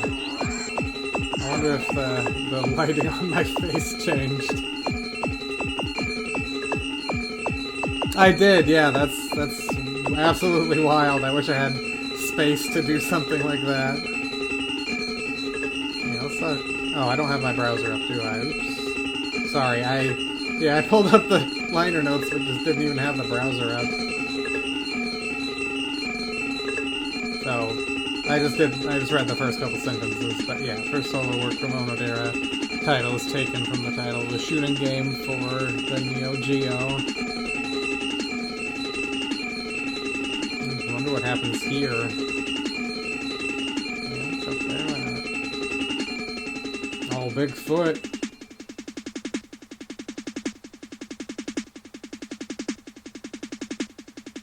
Yeah, never played this one, but it looks pretty good.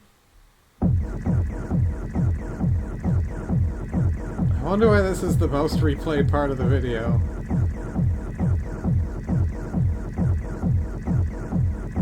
It's when you blow up the foot, I guess. Did that robot just have one foot? Or is that both feet? I can't tell. This looks like one foot with like two toes. It's just a one-footed robot? Is that what's going on here?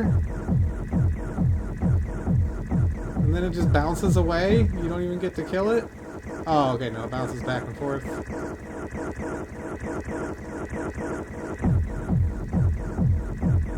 Okay. Well, there's Last Resort.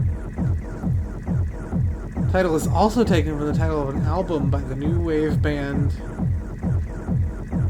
Mika Panoptica. Panopica.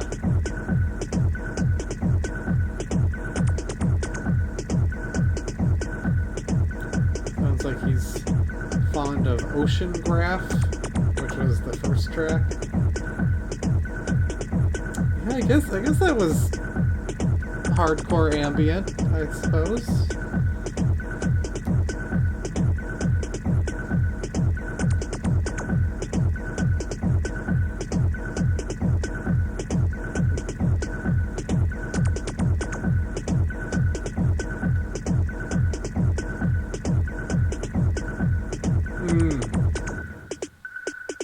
I guess the first time he listened to shoegaze, it reminded him of his own work from this tape.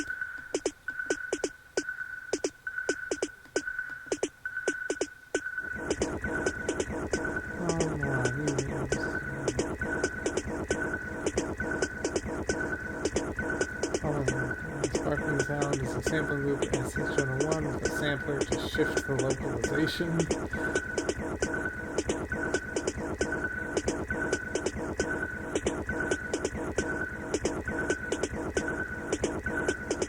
Huh. So I know we had seen Keyboard Special and CMJK's column in it mentioned before. I don't really know exactly what he means by a victim of the media. That's the track that just finished. Yeah. Oh. I think it was because I wrote in a letter accompanying the tape that I was sampling UFO or Die. I don't know what UFO or Die is. What is UFO or Die? Doesn't bring up anything? Why is this search not working? This just literally, you put the quotes to say, it can't be reading this as like, or like a, this or that. Okay, I'm gonna go to, let's see if any of these other search engines still exist. What's the one, was it Dogpile? I don't want to just go to a .com, no. Is Dogpile still around? It is? It is. I'm just curious. I can't believe Dogpile is still around. Oh, okay, thank you. I mean, I don't know. Man.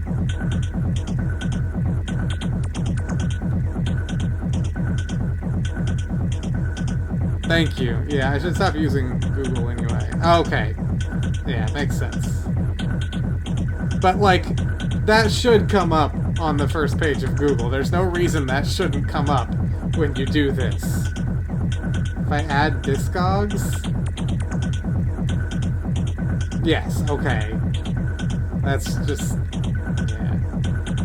Okay, so it's a boredom's side project.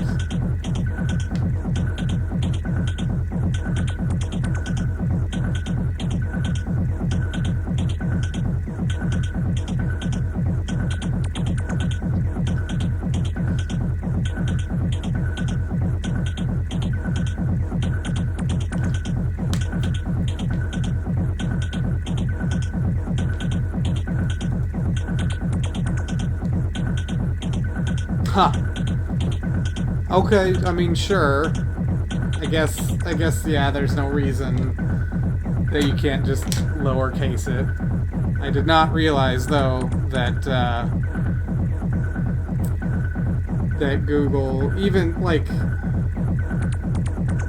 If it's in quotes, though, you're searching for the exact phrase. So why would it... What would be the purpose of having an or in the middle of the exact phrase? That wouldn't do anything. You would want it between two exact phrases, maybe. But anyway.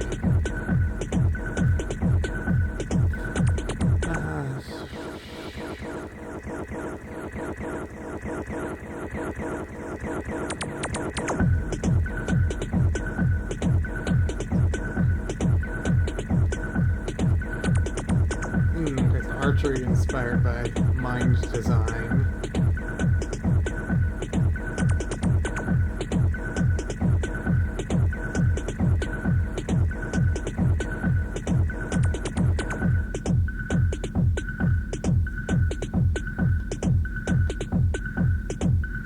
So it sounds like he's gained a better opinion of this album since first putting it out, as of 2007, obviously.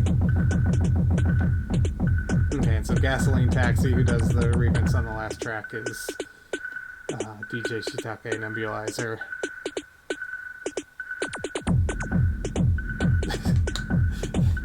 Thanks for ignoring the first sentence and just translating Oceanograph as a masterpiece.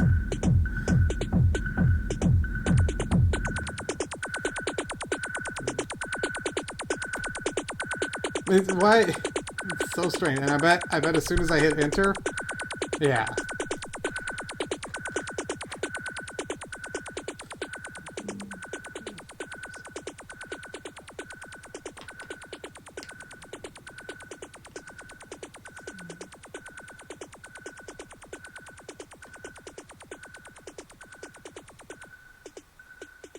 Okay, yeah, this is it's really struggling with this sentence, but he's basically saying that Onodera's sound kind of got killed by being recorded in mono, but around the time of this release, he started recording in stereo, and it came out a lot better. Yeah. This track sounds familiar. This, did we hear this on something else? I don't think the... Why is it all zoomed in now? That's weird. I don't know why it's all zoomed in now.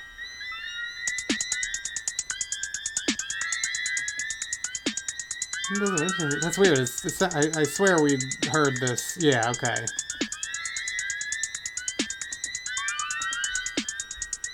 Is it under the same title?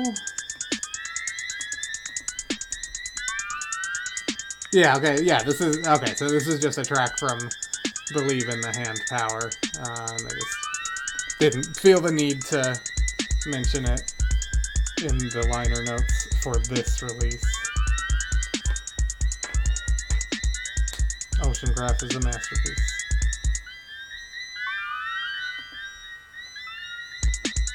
Okay, so how much is in our bag here? Not too much, yeah, let's dive in and do it. Oh no, the camera flipped.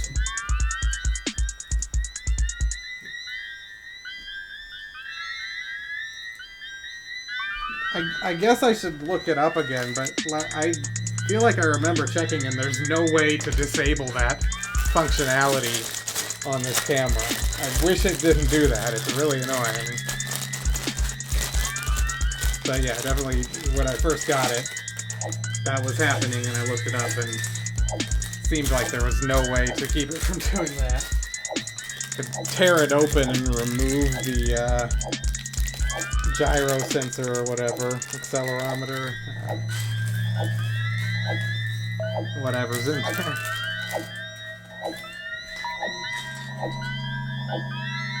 Oh, this one's bags 3 and 4? Oh, okay, that's fine. The nice thing about this new setup I have is if I get halfway through a bag, I can just leave everything on the table because this room is just closed when I'm not in here, so there's no need to worry about pets coming in and helping themselves to a pile of Legos.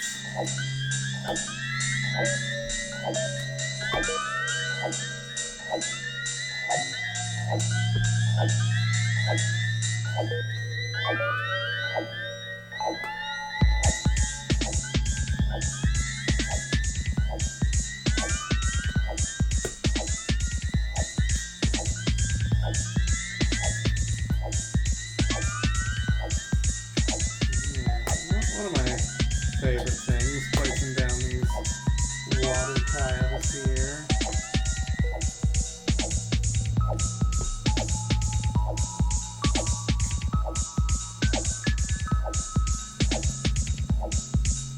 Yeah.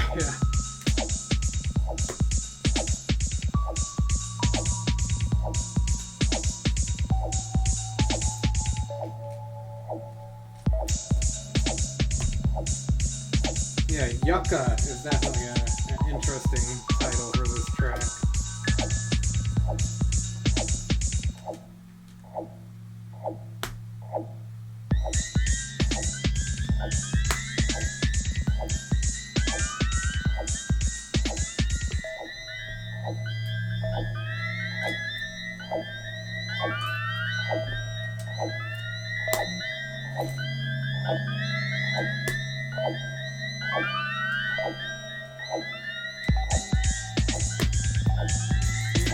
Do a cool piece.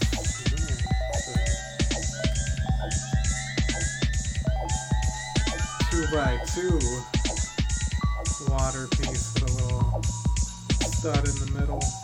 I don't know that I've seen that piece too frequently.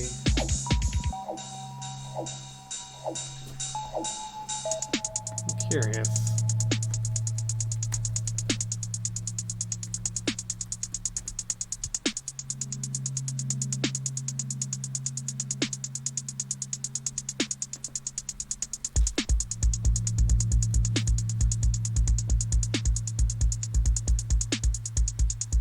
I'm just curious now. I'm looking on Bricklink to see how many sets this piece is in. So can I get anywhere where that... I'll have to play with the lighting next time. I wonder, actually, do I get any kind of control with this one over... oh god. I just do like this? That doesn't really help.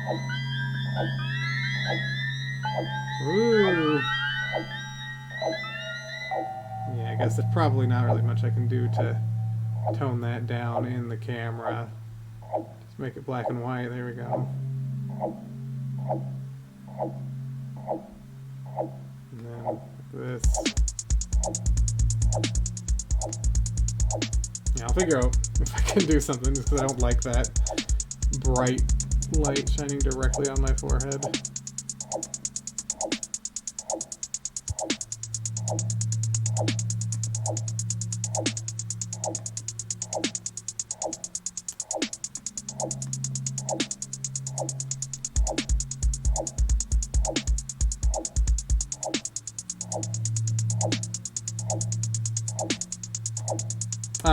I've got brightness, contrast, color intensity, and white balance.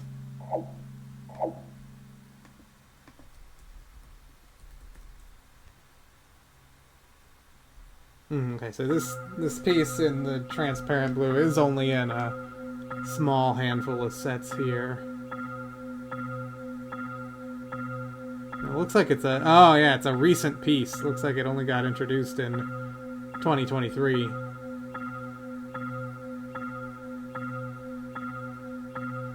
So that's why I haven't seen it too often. No, it's... they're pretty cheap webcams, unfortunately.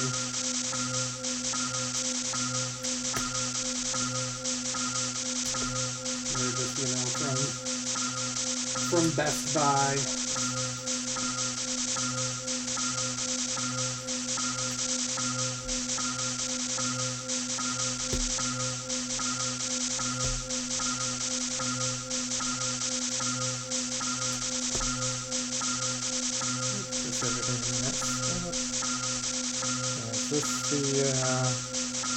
I don't think there's anything here. There is another video settings. I've got saturation, sharpness, backlight comp, gain. So I think that's the saturation is the color intensity. Sharpness doesn't seem to really do too much. We've got the white balance. Backlight comp. That's just worse. Now I'm just bright everywhere. Gain does not seem to do much. Yeah. Oh no. Oh, here's exposure. It's set to auto. Ooh. Oh, okay. Yeah, just take it down by 1. It was at -7. Just go to -8. And then if I come back here, just turn up my brightness a little bit maybe.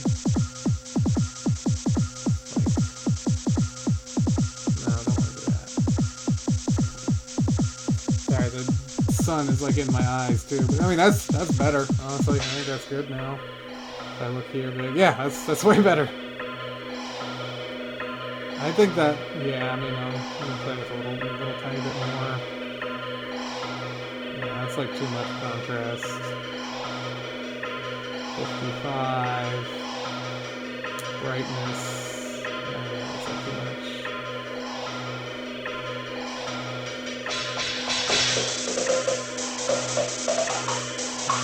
Ooh.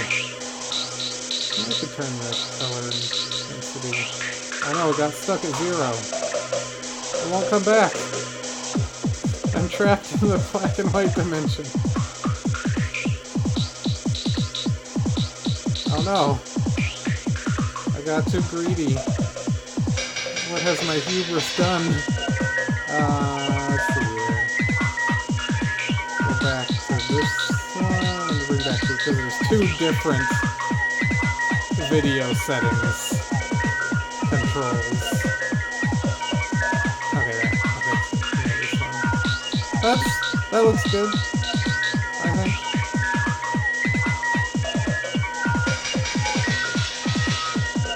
Okay, cool. Thank you for pointing me to the right setting there.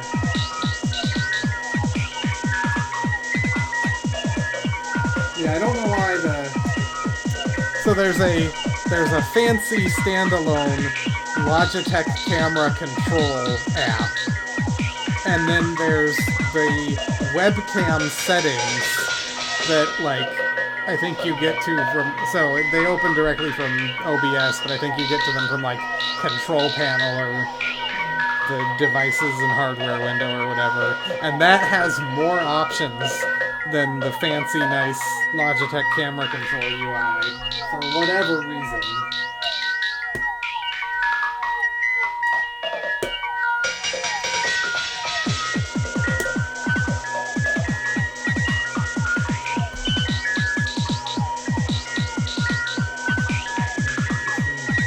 Placing some more water here.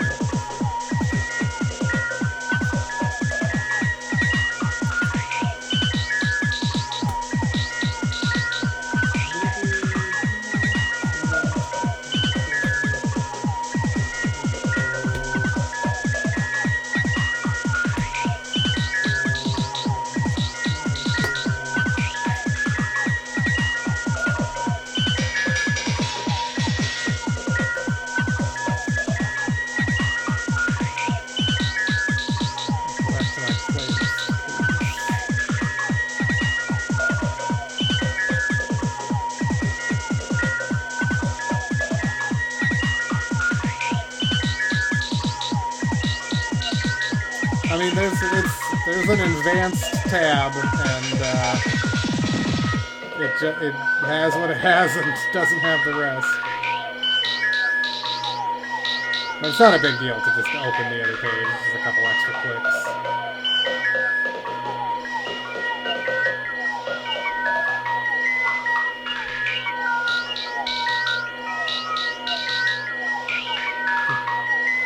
But yeah, I don't know that I can... Oh, no, this one that has, like, the saturation controls and stuff is actually an OBS window, which is interesting. And yeah, the sun went behind a cloud, and now it's, like, much more obvious that it's darker in here now. I'm curious about this now, though. Devices? Oh, the sun's coming back. Web... Cams.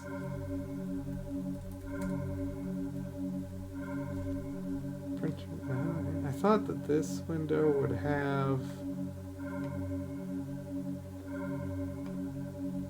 Yeah, Bluetooth and devices. Back.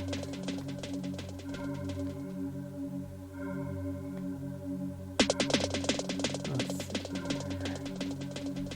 So, like this. No, there's just, yeah, I'm looking at Windows settings, and all there is remove this device. So yeah, I guess that's just a specifically through OBS thing. Interesting. There might be, like, I haven't tried to update that Logitech camera settings app anytime recently, so there might be a better version that has all the settings or something, but what we got works.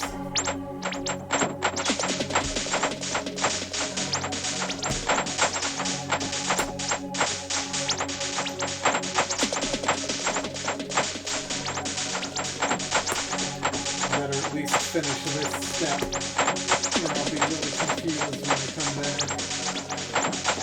It says 41 water bottles to be placed. I guess this is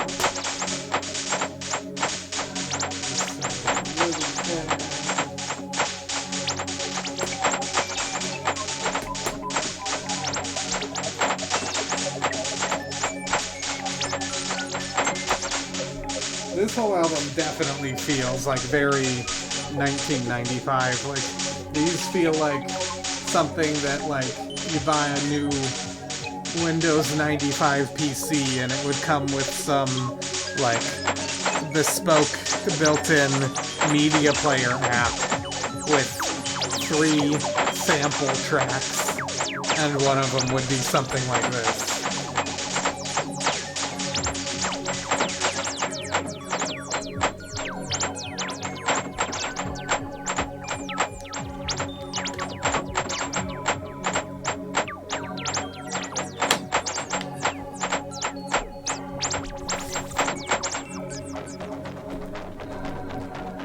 I wanted to double check that Gasoline Taxi is properly set as a alias on Discogs here.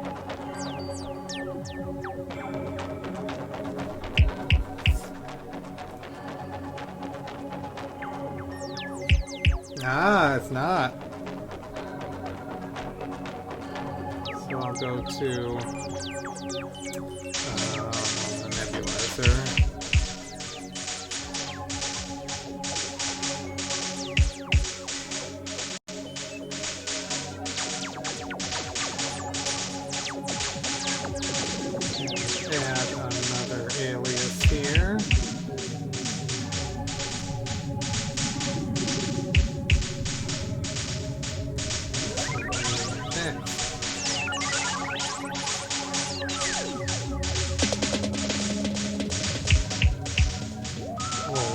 On ROBOTCH, he's Nebulizer.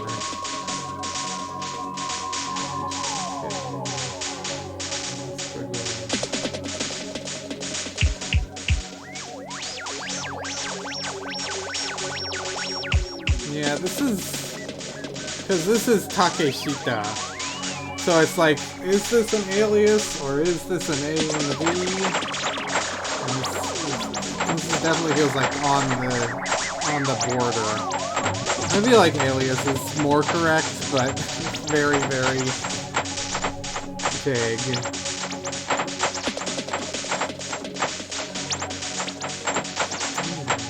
I'm just looking at random stuff now. Ratman. I don't remember. I know we listened to this, right? But I don't remember if we really dug into like all the artists and stuff. I think I kind of remember looking at Super Buddha.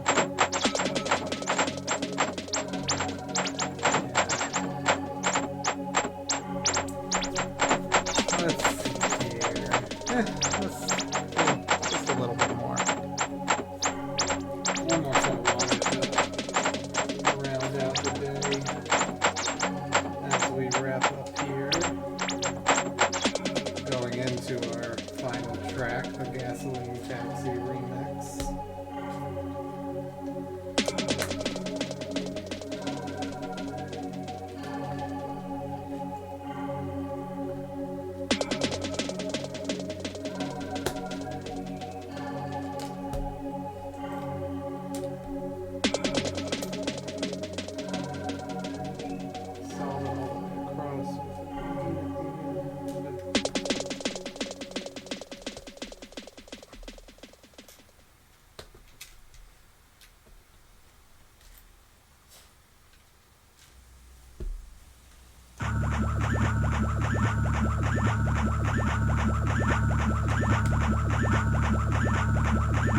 Hey, you made it back. One more track. Just in time for the end. Yeah, I saw your message on the Discord, which I'll post there in text as well. Just so it doesn't look like I ignored you, but yeah, Fancy Sola, I think, uncovered that, yes, Gorilla Sensei is 232 Comet, aka Rocket Motocross, aka Frank Shigekura, etc., etc.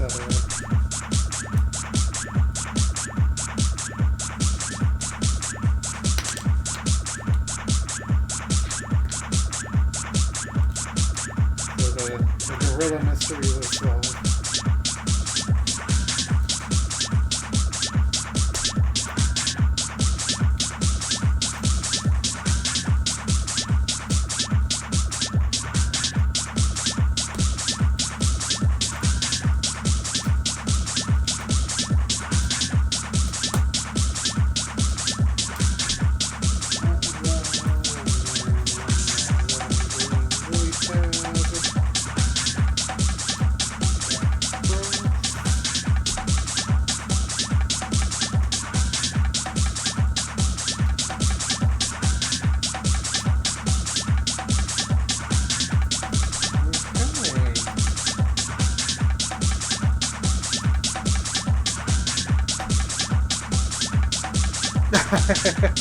Yeah, it's there now. We've added it.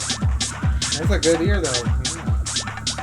All right, so we got a nice foundation coming along here, and yeah, there is a little bit. I don't know if it'll be apparent on the camera here, but yeah, you can kind of see it is starting just because of all the pieces just at the corners here to bend up a little bit, and like yeah, you can see here, it's not quite flat on the table. I think to a certain extent there's just not much you can do about that. I think as we add more, it'll kind of self-correct a bit, and it's just kind of how it is.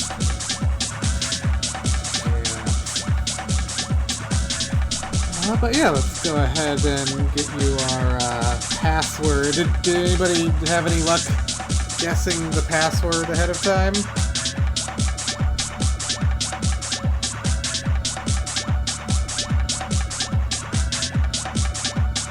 Just a moment before I share the reveal. So the password, as usual, all one word, all lowercase, is first resort. Not last resort, first resort. So that's the password, all one word, all lowercase. All of today's releases are up there. And fair enough. And yeah, so as unintentionally revealed at the beginning of the stream, not that it's a secret or anything, yeah, next week we will continue our toy label dive here. 3 more releases. So there's 2 solo releases from Z80A, aka Bumblebee, and 1 from Chrono. We got Loop Graph, Power Glove, and Machine Go tracks. So yes, I know in like 2 days is the European time change, but I'm pretty sure I got this right. UTC doesn't change, so it's still, I do it 3 p.m. my time, which is 10 p.m. UTC, but like for everyone else, if you're in Europe, the time that it is now, it'll be like 1 hour later, I believe. And then yeah, Japan doesn't change because Japan's the same. But so like if you're UTC +2, you're about to become UTC +3. I think is the correct interpretation. So I think this is right. If it's wrong or doesn't make any sense, feel free to tell me. But yeah. Same or not same time. just every Friday. Just leave the page open for 36 hours every Friday, and you'll catch the stream. But yeah, thanks for coming in, hanging out, had a good time, listened to some good music, and yeah, enjoy your weekend, and we will see you next week. All right, peace out.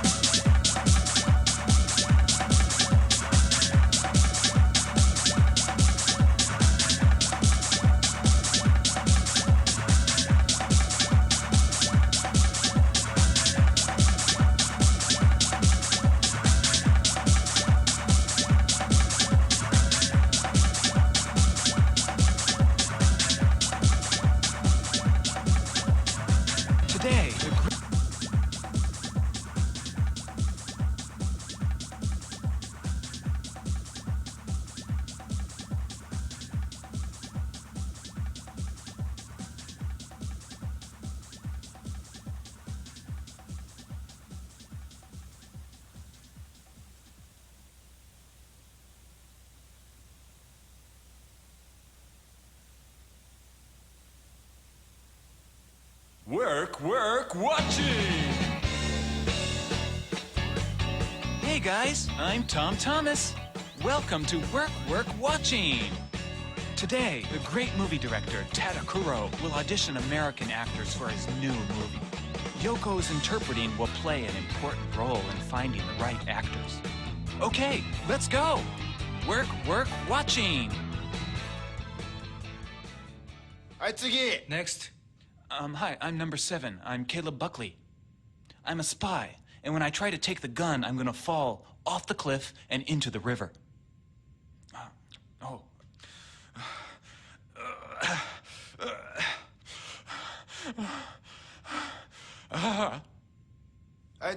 Next. I'm number 8. My name is Darren Hunt. 誰 Darren Hunt. 誰 Darren. え Darren Hunt. Number 8. Darren Hunt. Are you okay?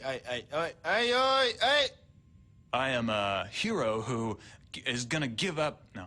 I am a superhero holding up a building, but I can't hold it up. I'm giving up.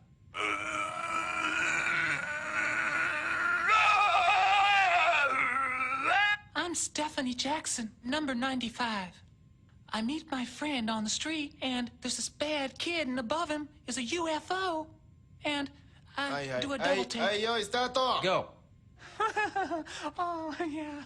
Yeah, that was funny. I remember that. What's that? Oh, my God. What is that? 2度見をこう5度見にしてみる。He's the 2 and a 5. So many times. はい、スタート。So, hey, how you doing, Jesse? Well, that was such a nice party. Yeah, I know. Oh, my God. What is that? はい、お前今なんか6回ぐらい見とったんちゃうんか。You were 6 times? I'm sorry, I got a little carried 5度 away. 見やけど。5 times, okay. Okay. Oh, yeah, that was a nice party. Oh, yeah. Oh,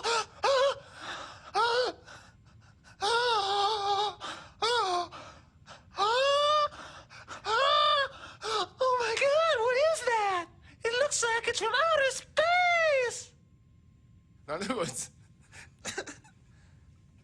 なんでこいつ一回をちゃんと見よんねん。You're 6 times 6 watching. 度見分かったのかこいつ。 I said it 6 times. 5度見でいこう。はい、よし、スタート。Go. Okay, yeah. How are you doing? Yeah, that was a nice party. Yeah. Oh my God! What is that? Is that a UFO? こいつほんまに意味分かっとんのかい。5度見とか2度見とか。 Do you understand 5 times watching, okay? I watched it 5 times. I was surprised. いや、こいつ合格。 You're okay. I'm okay. Did I get the job? Thank you, Dad Tokoro. 田所。You're my favorite director, you ま know. あ田所やけどな。Thank you, Mr. Tadokuro. Thank you so much. Okay, it looks like that's all for the auditions. However, director Tadokoro still hasn't found the right actor. Next time, we will go scouting for an actor around the city. It'll be our chance to see Yoko let it loose as she takes her interpreting to the streets. That's all for now. I'm Tom Thomas. See you next time. Go to the Work Watching website. Check it out.